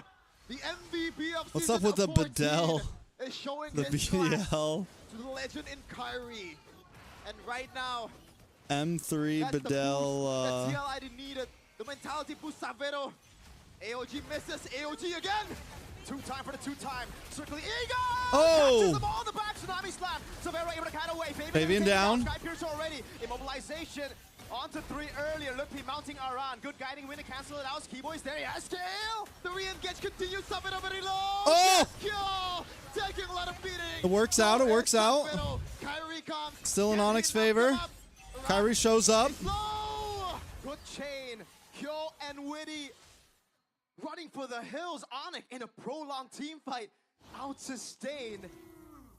A team with a Mathilda and a Revitalize. I want to solo kill you. Never mind. I thought they Brawl got a server free at its turtle, but finest. Kai's taking it slow. Yeah. Game back by new application GoPay. This marks Julian's debut in Season 15 after last being used by Sujin when RQ lose against TLID. Season 14 Grand Finals. And you can say the first one that brought Julian back to the playoffs in Season 13 was Kyrie. Turtle, no. Oh, Lutfi! Lutfi! Allahu Akbar, Lutfi! Astaghfirullah! What? Onic? I'm confused. What's going on? TLID were full of jitters, full of nerves in the first 2 games. Onic have caught up in the jitters. Lutfi with a flicker to the wall. he just flicker back. I missed it. Loopy flippered back, yeah. Ladies and gentlemen, that was a perfect turtle, but the highlight was on Lutfi. Could say that there was a low light coming in from Lutfi, but that was no light. That's like, that was just dark. Like a Hellcat old shout out Beloyski.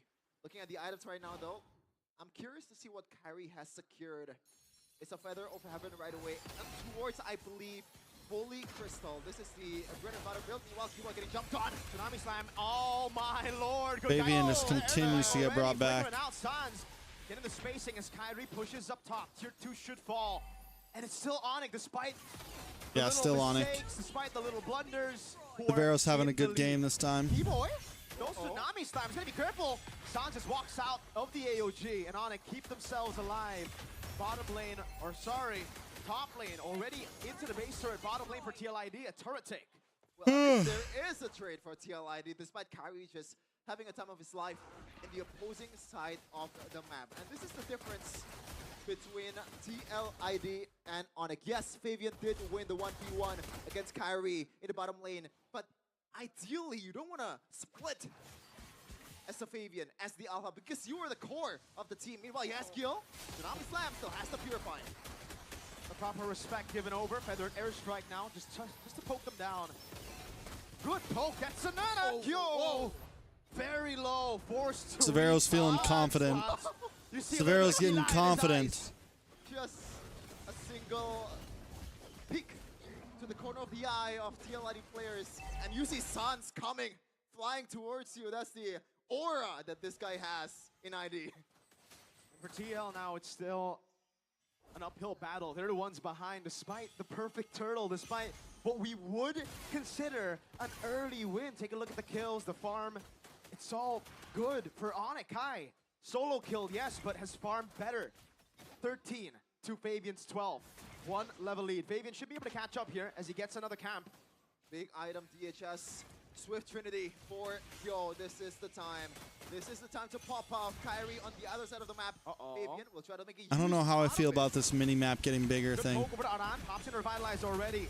Slowly but surely. Aran popping in top. Nice knock up. Sans Oh, well almost done. Connected in the back. Good mount over. Lord taking very low. Kyrie very late to the fight. Fabian able to take the Lord. Keyboy just smashed down. I don't know if Onic wants to go for more. It's a 4v5 now. But that was an It's a error 4v4. once again on the objective battle from 4v4. Onic. They're going back to the script in game number 3, and TLID is happily accepting the gambit from Onic. Sans getting jumped on, circling Eagle. Over to Lutfi. Has a spread. No, it's a real thing, Ritz. They make the mini-map bigger. Defensively, TLID, that explosive power, you can see it. This was the TLID we were missing out from the first few matches of Fabian. Oh, Now he Lord. wants us. What? Oh, Fabian, big whiff. Big whiff, bro. Odd call. Big For Team whiff. Lord. He was trying to rely on Witty's guiding. Sans goes to mid. Well done. You lose nothing. You get nothing. Zip. Nada. They get a tower up top. TLID, they should have been up by like, I don't know, 1K at least with that Lord, but they missed out on that. What is going on? TLID, Onic, we're seeing a lot of misplays, a lot of blunders throughout. This is the pressure weighing down on him, Sheffin. Pressure of It really is. There is just a lot of blunders from both teams. Little mistakes that add up. I don't know if that pressure is gonna get to them. Look at the feather airstrike from Sans. So much damage. Aran needs to walk away. That's not coming down. Sky tries to attack from a different angle. Fabian claims the purple, gets to 14. Jeez, looking at the items and also the gold, though, you can already see the 1k gold advantage on towards Kyrie. This is what we expected. If you're playing a Julian, that farming potential, especially once you get to the mid game, getting that Holy Crystal and also Feather of Heaven, that's trouble, especially now with the concentrated energy, more sustainability from Kyrie. He can take on the 1v1s against Fabian a lot better now. Kill sent down below. Rose Gold Meteor already. Good item up against Sans. Just for additional sustain. Rose Gold, dog. They haven't really been able to utilize the combo we were talking about all the way from Traps, right? Tsunami Slam to Flicker, or good move there. Just the wings by wings used. But the combo of Tsunami Slam and Sight, the insta-kill bun of the Julian, hasn't really been insta-kill as we got into the mid-game. Yep. The thing is, though, Mirko, they try to do that all the time. But TLID are eating their greens. Ludwig getting jumped on. Spear of Alpha. Keyboy just goes back. Safe. 1,500 gold lead for Onic still. They haven't been able to utilize the 1,500 gold lead. It's always just been a 1,500 into a TLID win to reset the gold lead. And then we go on and on again. Good control up top by TLID. They've done what is necessary to set up for this. And it's a good rotation too, delaying the rotation to Lord, just in case Onic show up a bit too early for them to catch. Now Sans shows up. He's not even going to build up these waves. He's Bot lane pushing. Let the turret deal with it after helping shove it in. It's just going to be a push. Yep. I think it's level up top. Keyboy is going to have a hard time to choose his target. Because when you think about it, Aran, not really the greatest of targets. He has the AOG also to get away. Realistically, it's Fabian because the whole team has Purify outside of the two frontliners from TLID. So Keyboy, who's your target here? Who's going to be Tsunami Slam to the ground? Keyboy, oh, Tsunami Slam over to Fabian. Oh, grab on to Fabian. A lot of damage on a Fabian. Fabian down. Gets the Sky Piercer. In the back, Ludwig looking for the mount already. 2 for 0. Ludwig gets away. Well done. Lord in control of the Sky Kings. I told you, man, Fabian is the realistic target, but I was gonna say the guiding wind is always there to bail him out, but not quick enough. When you have South Vero, you have Kyrie, you have Sans gunning you down from every moment. Your Hezkill is low. Purify out, TLID. The cavalry unable to charge. The artillery of Onic outpowering TL even without the Lord. Mid lane base turret cracked open. That's a huge one. That's a huge one. Lord is coming in the top lane. Not today, TL. Do it. The one season wonder. Base crack open before the Lord even gets there. Lord's about to crash in. They have all the siege potential in the world. Keyboy has his Tsunami Slam ready. Oh, feathered airstrike too. They don't even need the Tsunami Slam. They can play with the range. Sans with the wings by wings already after zoning them This away. match is elimination, yeah. Tsunami Slam, Fabian's gone, that's it. GG's, well done, well played. See you next time, Satan. Wait, Severo down. Kyrie, what are you doing? Kai is low, but he has the Winter Crown. Onic, one more hit, and that is it. The old glory of the Sky King is back here in season of 15. Jakarta International Velodrome is theirs today. The Sky Kings are back in action. No longer Did Sheffin steal that? A beating, a loss, an elimination in the first day of playoff. What happened with that final? TLID putting them away. Tsunami Slam over to Fabian, delete it again. TLID, the defending champions crumbling. Still fighting back, circling Eagle by waiting to shut him down. Kai is low, but he has the Winter Crown. Onic, one more hit, and that is it. The old glory of the Sky King. Maybe Mirko lost it for a second and Sheffin just picked up. Jakarta thought they could prolong this era of theirs. But for now, they will have to bow out of Mpl ID. It's GG's. Onic time. It's a tough task. Yo, to who is handle that though? For the youngins, despite them winning season 14 Mpl ID, they are literally sophomores in this season. And if you're talking about I'm experience, sorry. no one beats Onic as they take another step towards MSC, towards EWC, towards Riyadh to follow their brothers in PH. TLID though. The All right, reunion guys. with the champions of PH. We'll see if we're able to tune in this week. We'll Gotta see. wait for another season. For now, I'm out, guys. But Thanks for it's up tuning against in with Onic, me. a team that was already very, very GG's, feared. good night. It's sleep time. It's 5 a.m. 5 o'clock on the dot. I'm in the trap spot, cruising the streets.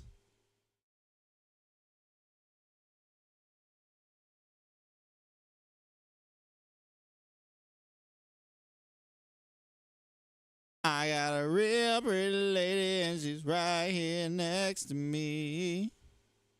I pull up. See you later, guys. Night, night.